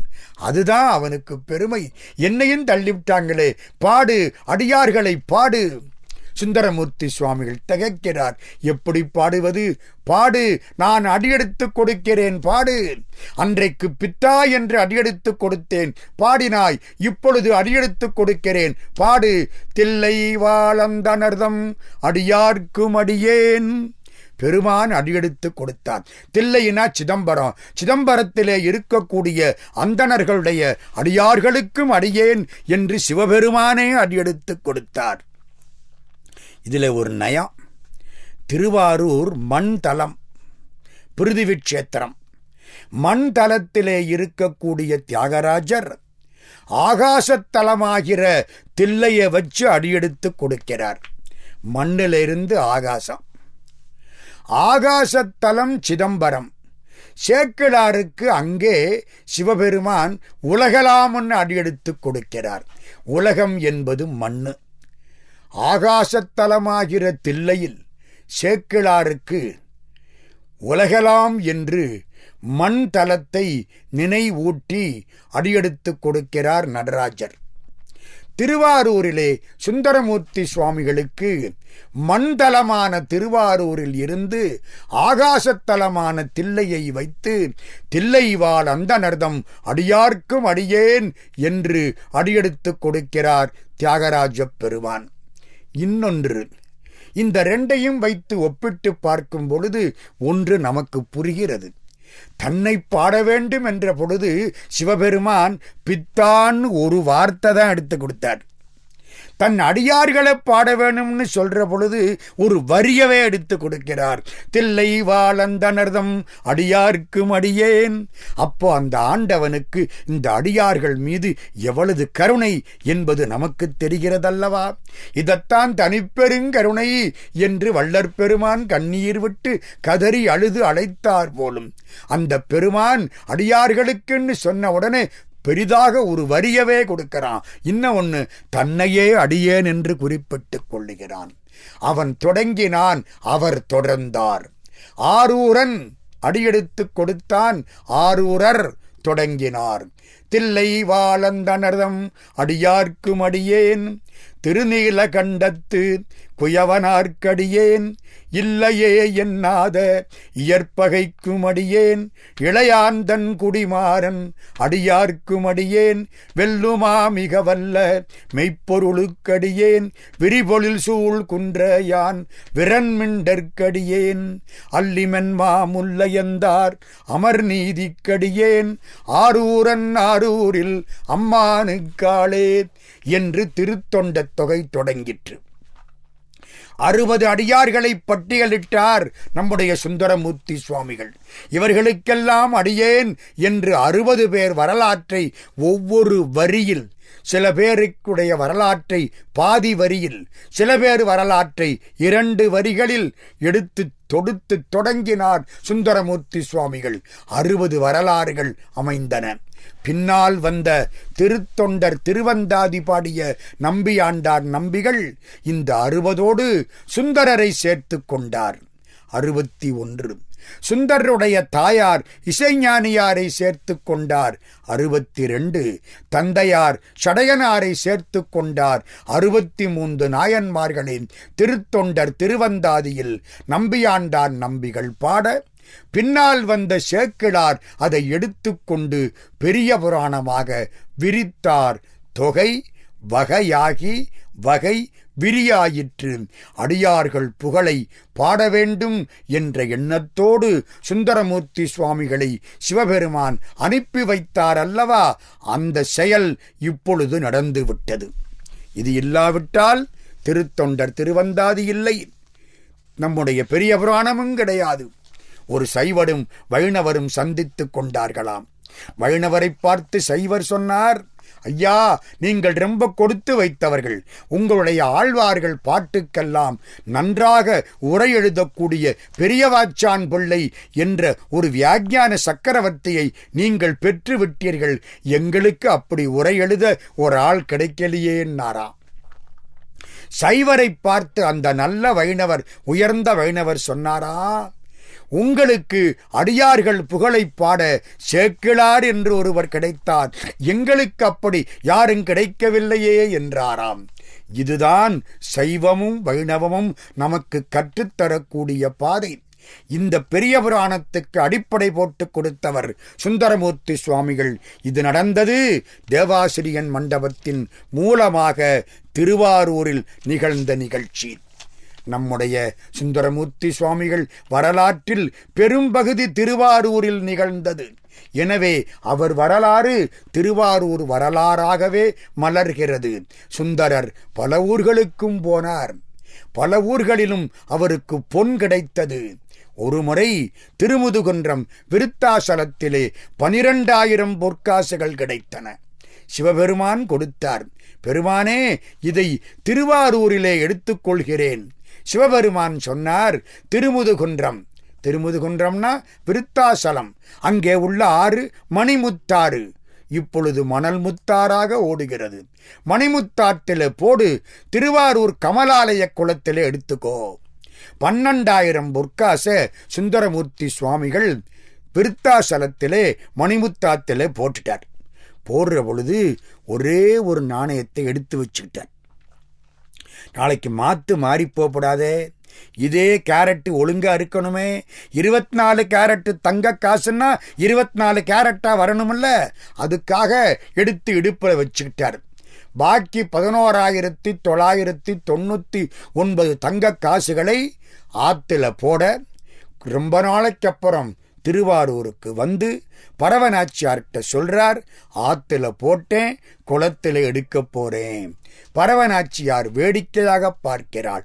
இது யாராவது செய்வார்களா? ஆமா, செய்ய போறேன், வா. திருவாரூர் கமலாலய குளத்துக்கு வந்தார். பக்கத்திலே ஒரு பிள்ளையார், பிள்ளையாருக்கு பக்கத்திலே இருந்து பாடினார். தங்கம் வரவில்லை. தங்கம் போய்விட்டது, இத்தனை பொற்காசு போய்விட்டது. சுந்தரமூர்த்தி சுவாமிகள் கண்களில் கண்ணீர் வந்தது. ஏன் கண்ணீர் வந்தது? இவ்வளவு பொற்காசும் போச்சே, மடத்தனமா ஆத்துல போட்டுட்டோமே அப்படின்னு நினைச்சாரா? இல்லை. சிவபெருமான் திருவருள் இதுவரை எனக்கு இருந்ததே, இப்பொழுது ஒருவேளை அந்த திருவருள் என்பால் வற்றிவிட்டதோன்னு சந்தேகப்பட்டாரா? கண்ணீர் வந்துருச்சு. பக்கத்தில் இருந்த பரவநாச்சியார் அழுதார். ஏன் அழுதார்? 12,000 பொற்காசும் போச்சே, இந்த மனுஷன் இப்படி அநியாயமா போட்டுட்டு வந்துட்டாரு, கையிலையாவது தூக்கிட்டு வரலாம்ல அப்படின்னு அழுதாளா? இல்லை. அப்படியெல்லாம் அழுதா அவன் நம்ம வீட்டுக்காரியா இருப்பா? சுந்தரமூர்த்தி சுவாமிகள் மனைவியா இருக்க முடியாது. பரவநாச்சியார் ஏன் அழுதார் தெரியுமா? பெருமானை இவர் சந்தேகப்படுகிறாரே, தனக்கு அருள் செய்த பெருமானுடைய அருள் இப்பொழுது வற்றிவிட்டதோ என்று இவர் சந்தேகப்படுகிறாரே. சந்தேகப்படலாமா? பெருமான் அருள் என்றைக்கும் வற்றுமா? அடியார்களுக்கு கருணை காட்டக்கூடிய ஆண்டவன் கற்பக மரம் அல்லவா, அது வற்றியதாக சரித்திரம் கிடையாதே என்று அவள் அழுதாளாம். ஒரு வழியாக அடியே நிட்டலங்கெடவே என்று இவர் பாட தங்கம் வந்தது. எடுத்தார். இடுப்புல இருந்த அந்த பழைய நாணயத்தை எடுத்தார், உரைச்சு பார்த்தார். சந்தேகப்பட்டதினாலே வந்த தங்கம் மாற்று குறைந்து போயிற்று. கடவுளை சந்தேகப்படப்படாது, முழுக்க நம்பினாத்தான் உண்டு. நம்பின பேருக்கு நடராஜா, நம்பாத பேருக்கு யமராஜா. முழுக்க நம்பிட்டா எல்லாத்தையும் அவர் எடுத்துக்குவார். இப்போ மாத்து குறைஞ்சு போச்சு. திரும்ப 10 பாட்டு பாடுறார். அப்புறம் பக்கத்துல இருந்த பிள்ளையார் மாற்று உரைத்து கொடுக்க இப்போ மாற்று ஒழுங்காக வந்தது. நடந்த இடம் திருவாரூர். அங்கிருந்து பல ஊர்களை கும்பிட்டுட்டு திருவொற்றியூருக்கு போயிட்டார். திருவொற்றியூரிலே அந்த இன்னொரு பொண்ணு சங்கிலி நாச்சியாராக இருக்கிறாள். அணிந்திதை சங்கிலி நாச்சியாராக இருக்கிறாள். யாரோ திருமணம் பேச வந்தார்கள். திருமண மாப்பிள்ளை இறந்து போய்விட்டான். அதனாலே இவளுக்கு கல்யாணம் பண்ணுவதற்கு கடவுளாக பார்த்து அனுப்ப வேண்டும் என்று அவளை தனியாக கோயிலிலே ஒரு கன்னிமாடத்தில் வைத்தார்கள். சங்கிலி நாச்சியார் அங்கே பூக்கட்டி கொண்டு வாழ்கிறாள். சுந்தரமூர்த்தி போனார். இருவரும் பார்த்தார்கள். பழைய நினைப்பு வந்தது. சுந்தரர் சிவபெருமானத்திலே கேட்டார், சங்கிலியை கல்யாணம் செய்து கொடு. வயசு கிட்டத்தட்ட 17 வயசுக்குள்ளதான் இருக்கும். சங்கிலியை கல்யாணம் பண்ணி கொடு. சரி, நான் போய் அவளிடம் கேட்கிறேன். சிவபெருமான் சங்கிலி நாச்சியார் கனவுல வந்தார். சாருந்தவத்து சங்கிலி கேள் சால நம்பால் அன்புடையன். சங்கிலி நம்மிடத்திலே அன்புடையவன், உன்னை போல அன்புடையவன். அவன் கல்யாணம் பண்ணிக்க ஆசைப்படுறான். சுந்தரன்னு பேரு, திருவாரூரில் இருக்கிறான். அவன் உன்னை கல்யாணம் பண்ணிக்க ஆசைப்படுறான். உன்னுடைய மனம் என்ன சொல்லுகிறது? அதுக்குள்ளே சங்கிலி நாச்சியார் அவரை பற்றி விசாரிச்சுட்டான். அதான் பழைய காலத்து பெண்மை. அவரை பார்த்த உடனே யாரு என்னன்னு எப்படியோ விசாரிச்சுட்டா. அவள் சொன்னாள், கல்யாணம் பண்ணிக்கிறேன், ஆனா ஒண்ணு, அவருக்கு திருவாரூரிலே ஒரு தொடக்கு இருக்காமுன்னா. சிவபெருமானுக்கு புரிந்து விட்டது. இப்ப என்ன செய்யணுங்கிற? அவரு இந்த திருவொற்றியூரை தாண்டப்படாது. சத்தியம் பண்ண சொல்லுங்க, சத்தியம் பண்ணுனா போதும். ரொம்ப சரி. புறப்பட்டு அங்க போனார். சுந்தரா, நீ திருவாரூரிலே பறவைய கல்யாணம் பண்ணிக்கிட்டது இவளுக்கு எப்படியோ தெரிஞ்சு போச்சு. அதனாலே நீ திருவொற்றியூரை தாண்டக்கூடாதுன்னு சொல்றா. தாண்ட மாட்டேன்னு சந்நிதியிலே சத்தியம் பண்ணி கொடு. இவர் சொன்னார், அதெப்படி? திருவாரூருக்கு பங்குனி உத்திரத்தன்னைக்கு போய் எல்லாருக்கும் சாப்பாடு போடணுமே, எம்பெருமானுடைய காட்சியை பார்க்கணுமே, தியாகராஜ பெருமானுடைய உடம்பு முழுக்க பார்க்க முடியாது. அவருக்கு வலது பக்கத்திலே ஒரு பீடம், அந்த பீடத்திலே ஒரு பெட்டகம், அந்த பெட்டகத்திலே மரகதலிங்கம். இன்னைக்கு இருக்கு. மார்கழி மாதம் திருவாதிரை அன்னைக்கு இடது பாதத்தை பார்க்கலாம். பங்குனி மாதம் உத்திரத்தன்னைக்கு வலது பாதத்தை பார்க்கலாம். பங்குனி உத்திரத்திலே போய் அந்த வலப்பாத தரிசனம் பார்க்கணுமே, எல்லாருக்கும் சாப்பாடு போடணுமே, இங்க கல்யாண நாள் ஆச்சே அப்படின்னு சுந்தரமூர்த்தி சுவாமிகள் யோசிச்சு சிவபெருமான்கிட்ட கேட்கிறார். சிவபெருமானே, அவ கேட்டபடி சத்தியம் பண்ணி கொடுக்கிறேன், அப்போ நீ சந்நிதியில இருக்காதே. சிவபெருமான் கேட்கிறார், அப்ப நான் வேற எங்கே இருக்கட்டும்? ஏதோ ஒரு இடத்திலே மட்டும்தான் இருக்கக்கூடியவன் மாதிரியும் வேற எங்கே இருப்பதென்று தெரியாத மாதிரியும் பெருமான் நாடகமாடுகிறான். ஆம்னி பொட்டன்ட் ஆம்னி பிரசன்ட், அங்கெங்கெனாதபடி எங்கும் பிரகாசமாய் ஆனந்த பூர்த்தியாகி இருக்கக்கூடிய பெருமான் நான் எங்கே இருக்கட்டும்னு கேட்டானாம். இவர் சொன்னார், மகிழ மரத்தடியில இரு, சத்தியம் பண்ணதுக்கு அப்புறம் சந்நிதிக்கு போய்க்கலாம். சரி, சிவபெருமான் அங்கே போனார். சங்கிலியின் கனவிலே மீண்டும் போனார். அம்மா, சத்தியத்தை சந்நிதியில வாங்காதே, என்ன இருந்தாலும் கணவன் மகிழ மரத்தடியில பண்ணனா போதும்னு கேளுன்னார். தொட்டியவும் ஆட்டி விட்டார், பிள்ளையவும் கிள்ளி விட்டார். முடிஞ்சுது, விடிஞ்சுது. காலையில மாப்பிள்ளை கல்யாணத்துக்கு வர்றார். சத்தியம் பண்ணி கொடுக்க தயார். சங்கிலி சொன்னால் மகிழ மரத்தடியிலே சத்தியம் பண்ணினால் போதும். புரிந்து விட்டது இவருக்கு. சிவபெருமான் விளையாடி விட்டார். சரி, சத்தியம் பண்ணி கொடுத்தார். தாண்ட மாட்டேன் என்றார். சில நாட்கள் ஆயின. ஆசை 60 நாள், மோகம் 30 நாள், மொத்தம் 90 நாள். இப்பொழுது போக வேண்டும் என்று திருவாரூரை நோக்கி ஒரு கால் இழுக்கிறது. போகக்கூடாது என்று சத்தியம் திருவொற்றியூரை நோக்கி இழுக்கிறது. ஆசை வெற்றி கண்டது. திருவொற்றியூரை தாண்டினார். 2 கண்களும் போய்விட்டன. அப்பொழுது தண்டனை அவ்வளவு வேகமா கிடைச்சிருக்கு. ஒரே ஒரு சத்தியத்தை மாறினதுக்கு 2 கண்ணும் போச்சு. இப்படியெல்லாம் இன்னைக்கு தண்டனை இருந்தா நம்மளுக்கு யாருக்குமே கண் இருக்காது. அத்தனை சத்தியம் மாறிட்டு உட்கார்ந்துருக்கோம். அதுவும் செல்லு வந்ததுக்கு அப்புறம் இந்த செல்லை வச்சு எவ்வளவு பொய் சொல்றேன்னு தெரியுமா? பின்னால உட்கார்ந்திருக்க ஒருத்தர் மதுரையில இருந்து பேசுறவர், நான் இப்ப சென்னையில இருக்கேங்கிறார். நமக்கே ஆச்சரியமா இருக்கு. நம்ம மதுரையில இருக்கமா, சென்னையில இருக்கமா? பொய் நமக்கு பழகி போய்விட்டது. ஏன் தெரியுமா அவருக்கு அவ்வளவு சீக்கிரம்? அது வெள்ளை துணியில பட்ட கருப்பு கரை, சீக்கிரம் எடுத்துப்படலாம். நமக்கு உடம்பு முழுக்க கருப்பா போச்சு, துணி முழுக்க கருப்பா போச்சு, அவ்வளவும் பொய்யா போச்சு. இதை மாத்தணும்னா இன்னும் 10 ஜென்மமாவது எடுத்து நம்மளை துவைக்கணும். உடம்பை துவைக்கணும், பிறவியை துவைக்கணும், வினையை துவைக்கணும். அதனாலதான் நம்மளை கடவுள் கொஞ்சம் விட்டு பிடிச்சு அடுத்த ஜென்மம் கொடுக்கிறார். 2 கண்ணும் போச்சு. போன உடனே அலறத் தொடங்கினார். பெருமானே, 2 கண்ணும் போச்சே, எடுத்துக்கிட்டே, இது நியாயமா? அழுக்கு மெய் கொடுந்திருவடியடைந்தேன், அதுவு நான் படப்பாலதொன்றானால் பிழுக்கை வாரியும் பால் கொள்வரடிகேள், பிழைப்பனாகிலும் திருவடி பிழையேன், வழிக்கு வீழினும் திருப்பெயரல்லால் மற்று நான் அறியேன் மறுமாற்றம், ஒழுக்க என் கண்ணுக்கு ஒரு மருந்துரையாய் ஒற்றி ஊரெனும் ஊருரைவானே. சில இடையர்கள் ஆட்டை வச்சு பால் கறப்பாங்க. அதில் சில ஆடுகளுக்கு பால் கறக்கிற பொழுது அந்த பின்பக்கத்தில் இருந்து பாலை கறப்பார்கள். பக்கத்திலே இருந்து கறக்காமல் பிடுக்கை போடக்கூடிய பக்கத்திலே பின்னால் இருந்து பாலை கறக்கக்கூடிய பழக்கம் உண்டு. வெள்ளாட்டுக்கு அப்படி கறப்பார்கள். அப்படி கறக்கிற பொழுது என்ன ஆகும்? புழுக்கையும் விழுந்துடும். அதுக்காக பாலை கொட்ட மாட்டாங்க. புழுக்கையை தூக்கி போட்டுட்டு பாலை பயன்படுத்துவார்கள். சிவபெருமானே, நான் பாடின பாட்டெல்லாம் பால். இந்த சத்தியத்தை மீறினம் பாரு, அது புடுக்க. அதை போட்டு விட்டு இந்த பாட்டை எடுத்துக்கிட்டு என் கண்ணை தரப்படாதா? நான் உனக்கு தப்பு செய்வேனா ஐயா? உன்னை பார்க்கத்தானையா வந்துகிட்டு இருக்கிறேன். அழுக்கு மெய்யோட வந்துகிட்டு இருக்கிறேன். அழுக்கு மெய் கொடுந்திருவடி அடைந்தேன், அதுவும் நான் படப்பாலதொன்றானால் பிடுக்கை வாரியும் பால் கொள்வரடிகேள், பிழைப்பனாகிலும் திருவடி பிழையேன். வலிக்கு விழுந்தா கூட சிவபெருமானேன்னு உன் பேரத்தரையா சொல்றேன். எனக்கு ஒரு மருந்து கொடு கேட்டார். ஒற்றியூரிலே மருந்து கிடைக்கவில்லை.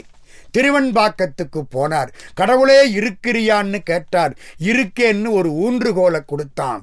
ஊன்றுகோல் தந்தருளி உளம்போகீர் என்றானே, உளை உடையான் உள்ளிருந்து உளம்போகீர் என்றானே. கடைசி ரொம்ப தாங்க முடியலே, சிவபெருமான கடுமையா திட்டிவிட்டார். மக நட்சத்திரக்காரனுக்கு சனி பிடிச்சாப்புல எனக்கு வந்து சேர்ந்தியே.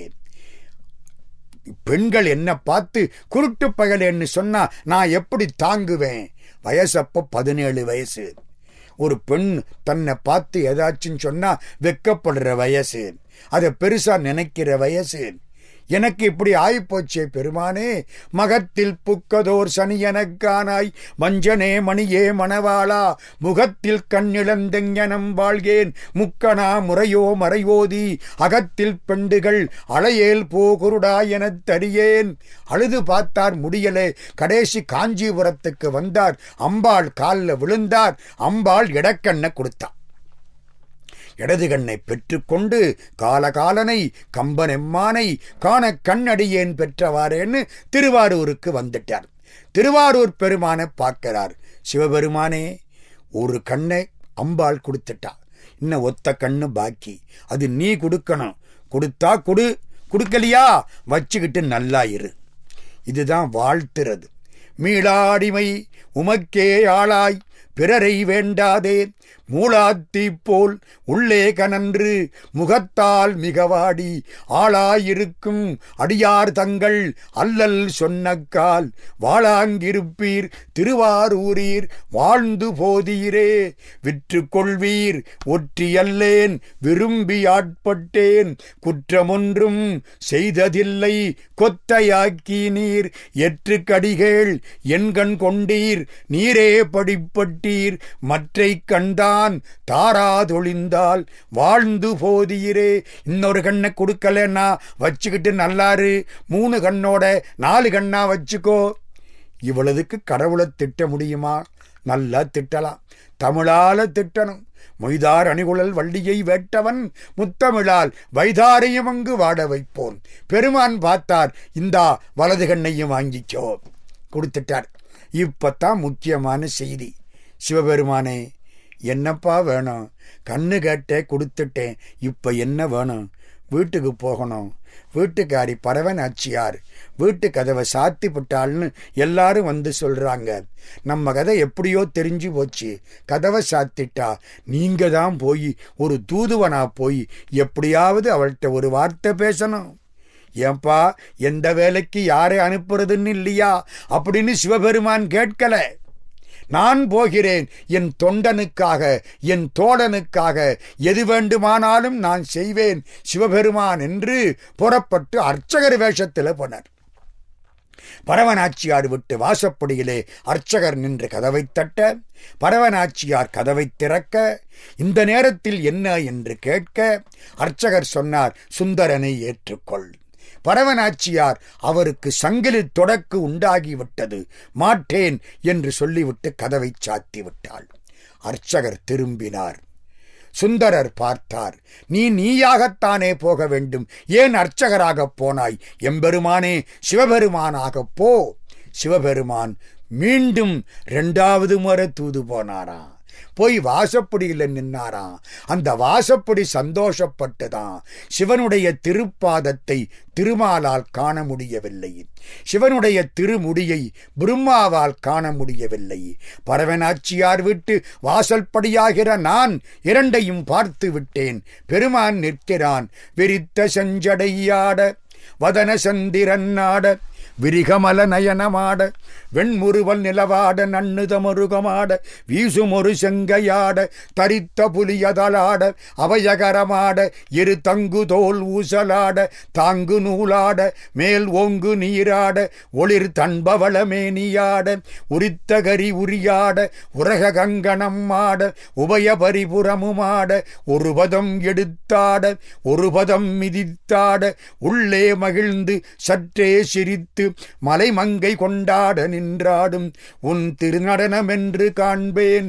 ஜகம்பணி பரம்பர திகம்பர நடேசனே சிற்சொரூபானந்தனே என்று பாடியது மாதிரி எல்லாம் ஆட எம்பெருமான் அந்த வாசப்படியிலே போய் நிற்க பரவநாச்சியார் கதவை திறக்கிறாள். வீட்டு வாசற்படியிலே சிவபெருமான் நிற்கிறார். அதுதான் இந்து மதம். கோயிலுக்குச் செல்லுங்கள், தட்டுங்கள், திறக்கப்படும் என்று மற்றவர்கள் சொல்வார்கள்.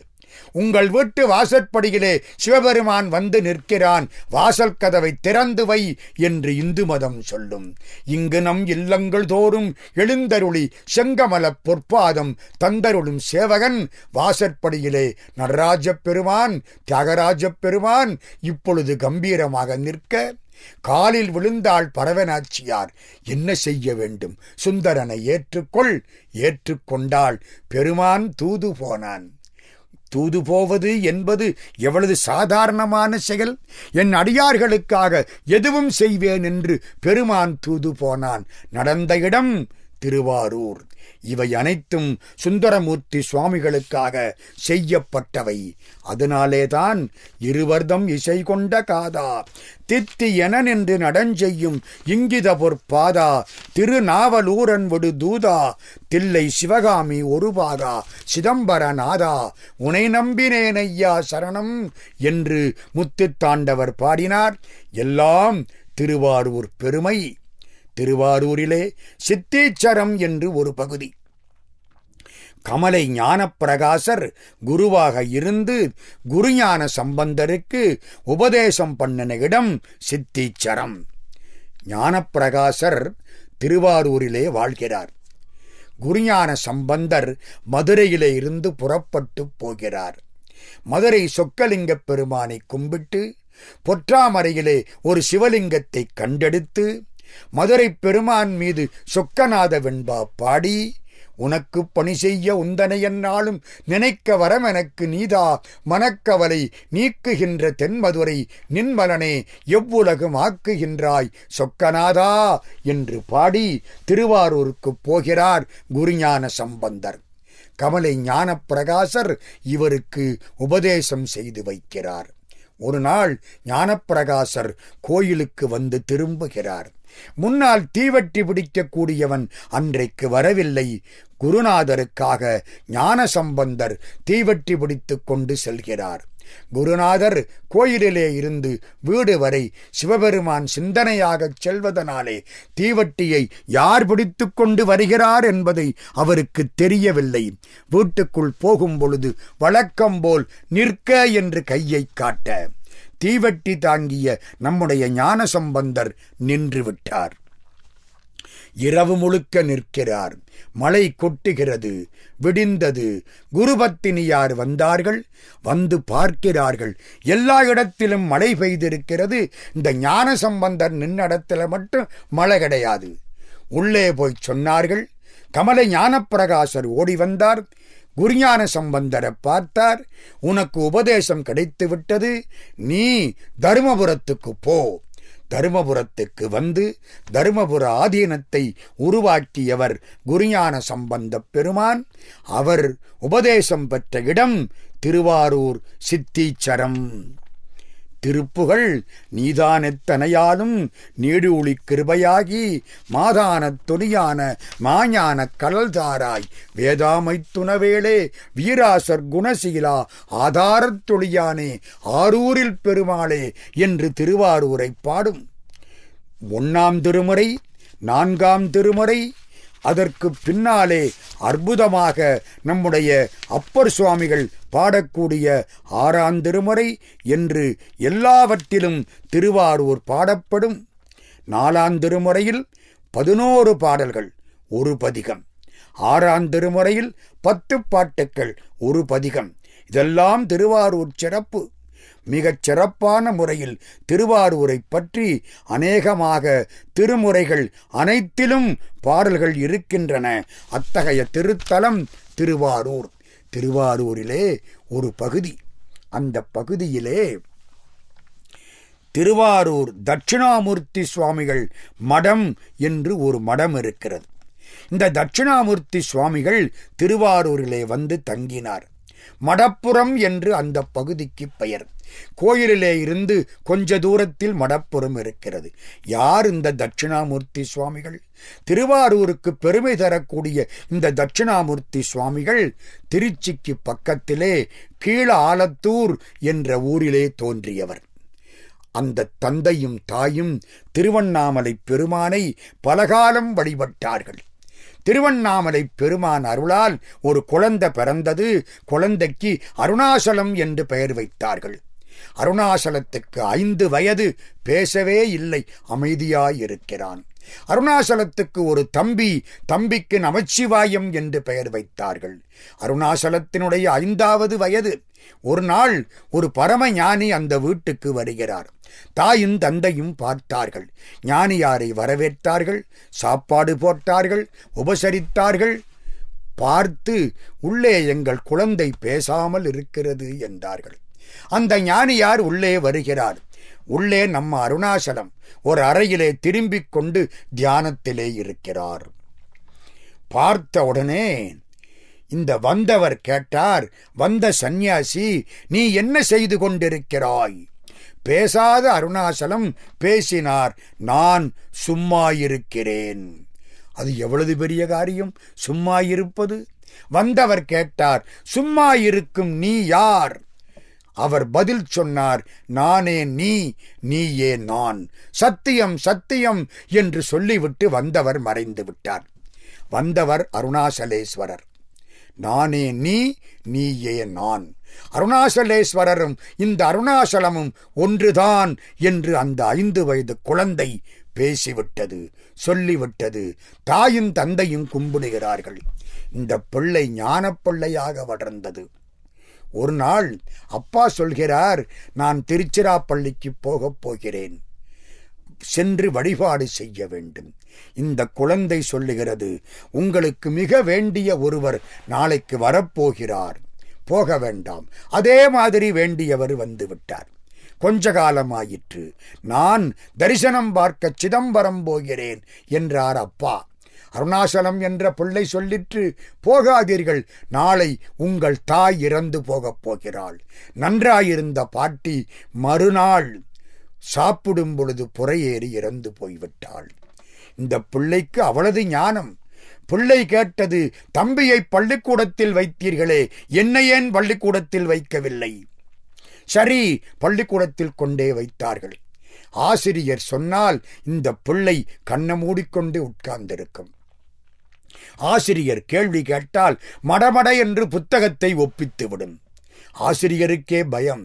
ஒரு நாள் ஆசிரியர் பாடம் நடத்தின பொழுது இந்த பிள்ளை சொல்லிற்று, ஆசிரியரே, உங்கள் குழந்தை வீட்டிலே ஒரு மேட்டிலிருந்து விழுந்து விட்டது, திண்ணையிலிருந்து விழுந்து விட்டது, உடனே போய் பாருங்கள்.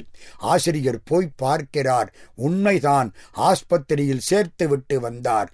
அதிலே இருந்து அருணாசலம் நின்றால் ஆசிரியரும் நிற்பார், அருணாசலம் உட்கார்ந்தால் ஆசிரியரும் நிற்பார், உட்கார மாட்டார். அவளது மரியாதை. குழந்தை பார்த்தது, இப்படி பள்ளிக்கூடத்துக்கு போக முடியுமா? 5 மாசத்தில் பள்ளி படிப்பை விட்டு விட்டு வந்து விட்டது. இந்த அருணாசலம் பல ஊர்களுக்கு போனார். ஒரு செய்தி, தாயும் தந்தையும் வந்தார்கள். ஒரு நாள் காலையில் அம்மா வர்றா. அம்மா வந்து அருணாசலத்தை பார்க்கிறா. அருணாசலத்தினுடைய ஆற்றல் எல்லாருக்கும் தெரியுது. அம்மா கேட்கிறாள், அருணாசலம், எனக்கு ஒரு வரம் கொடுப்பியா? என்ன வர அம்மா? நான் சுமங்கிலியாக இறந்து போக வேண்டும். சரிம்மா, முடிஞ்சுது. அன்னைக்கு சாயந்தரம் அப்பா வர்றாரு. அருணாசலம், என்னப்பா, எனக்கு ஒரு வரம் கொடுக்கணுமே. என்ன வரம்? என் பெண்டாட்டி இறந்து கிடப்பதை நான் பார்க்கக்கூடாது. இது எப்படி இருக்கு? காலையில் கொடுத்த வரமும் இப்ப கொடுக்கிற வரமும் ஒன்றுக்கொன்று முரண்பட்டவை. சரின்னுட்டார். எப்படி இந்த வரத்தை, 2 வரத்தையும் நிலைநிறுத்துவது? மறுநாள் சொல்கிறார், அடுத்த வெள்ளிக்கிழமை நம்முடைய கர்மம் முடிந்து விடும்னர். கர்மம்னா செயல்னு அர்த்தம். நான் என்னுடைய வாழ்க்கையை முடித்துக் கொள்வேன் என்று சுவாமி சொல்றாரோ என்று பல பேரும் நம்பினார்கள். அதே மாதிரி அந்த குறிப்பிட்ட நாள் வந்தது. நாளன்றைக்கு எல்லாரையும் உட்கார வைத்தார். தாயும் தந்தையும் உட்கார்ந்தார்கள். அருணாசலமும் உட்கார்ந்தார். எல்லோரையும் அஞ்செழுத்து மந்திரம் சொல்லச் சொன்னார். காலையில் 11 மணி இவரும் அமர்ந்தார். அஞ்செழுத்து மந்திரம் சொல்கிறார்கள். 12 மணி எழுந்தார், நின்றார். தாயும் தந்தையும் இவரை பார்த்தார்கள். ஒரே நேரத்தில் தாயும் தந்தையும் இறந்து போய்விட்டார்கள். இவர் சொன்னார், என்னுடைய கர்மம் முடிந்தது. தாய்க்கும் தந்தைக்கும் செய்ய வேண்டிய கர்மா முடிந்து விட்டதுன்னு அர்த்தம். வரம் கொடுக்கப்பட்டு விட்டது. தாய் இறந்து கிடப்பதை தந்தை பார்க்கவில்லை. தந்தை இறந்த பின்னால் தாய் விதவை கோலத்தில் இருக்கவில்லை. சுமங்கிலியாய் போய்விட்டாள். கட்டு கலன்றது. அருணாசலம் புறப்பட்டார். பல ஊர்களுக்கு போனார். கடைசியிலே நம்முடைய திருவாரூருக்கு வந்து சேர்ந்தார். மடப்புறத்திலே திருவாரூரிலே வாழ்கிறார். எந்த ஆடையும் கிடையாது. நிர்வாண சந்நியாசி.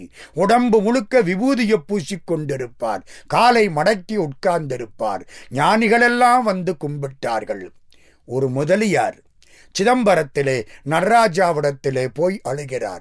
எனக்கு வயிற்று வலி, தீராத வயிற்று வலி. நடராஜா, வயிற்று வலி தாங்க முடியவில்லை, தீர்த்து வை, இல்லாவிட்டால் என் உயிரை எடுத்து கொண்டு விடு. சிதம்பரம் நடராஜா கோயில்ல அழுகிறார் முதலியார். அன்னைக்கு பார்த்தார், வயிற்று வலி ரொம்ப அதிகமா இருக்கு. இன்னைக்கு ராத்திரி உன் சன்னிதானத்திலே தற்கொலை செய்து கொண்டு இறந்து போகிறேன். கத்தியை தயாராக வைத்துக்கொண்டு சிதம்பரத்திலே ஒளிந்து விட்டார் முதலியார். ராத்திரி கோயிலெல்லாம் சாத்தினதுக்கு அப்புறம் நடராஜாவுக்கு முன்னால் போய் நின்று கொண்டு நான் இறந்து போகிறேன் என்று கத்தியை எடுக்கிறார். அசரீரி வாக்கு சொல்லுகிறது, திருவாரூருக்கு போ, தட்சிணாமூர்த்தியை பார், தீர்த்து வைப்பார். உடனே முதலியார் அங்கிருந்து ஓடினார். திருவாரூருக்கு வந்தார். கோயிலுக்குள்ள போனார். தட்சிணாமூர்த்தியின் திருவுருவத்துக்கு முன்னாலே உட்கார்ந்தார். அபிஷேக பால் கொடுத்தார்கள். குடித்தார். வயிற்று வலி தீரவில்லை. இதென்ன ஆச்சரியம், தட்சிணாமூர்த்திக்கு முன்னால் தீரவில்லையே. தவித்தார். வேற யாராவது இங்கே இருக்கிறாங்களா? ஒருத்தர் சொன்னார், மடப்புறத்துக்கு போ, அங்கே ஒரு மௌன சுவாமி இருப்பார். பெரும்பகுதி பேச மாட்டார், எப்பொழுதாவது பேசுவார். அவர்தான் ஒருவேளை தட்சிணாமூர்த்தியின் சாயலாயிருக்கலாம்.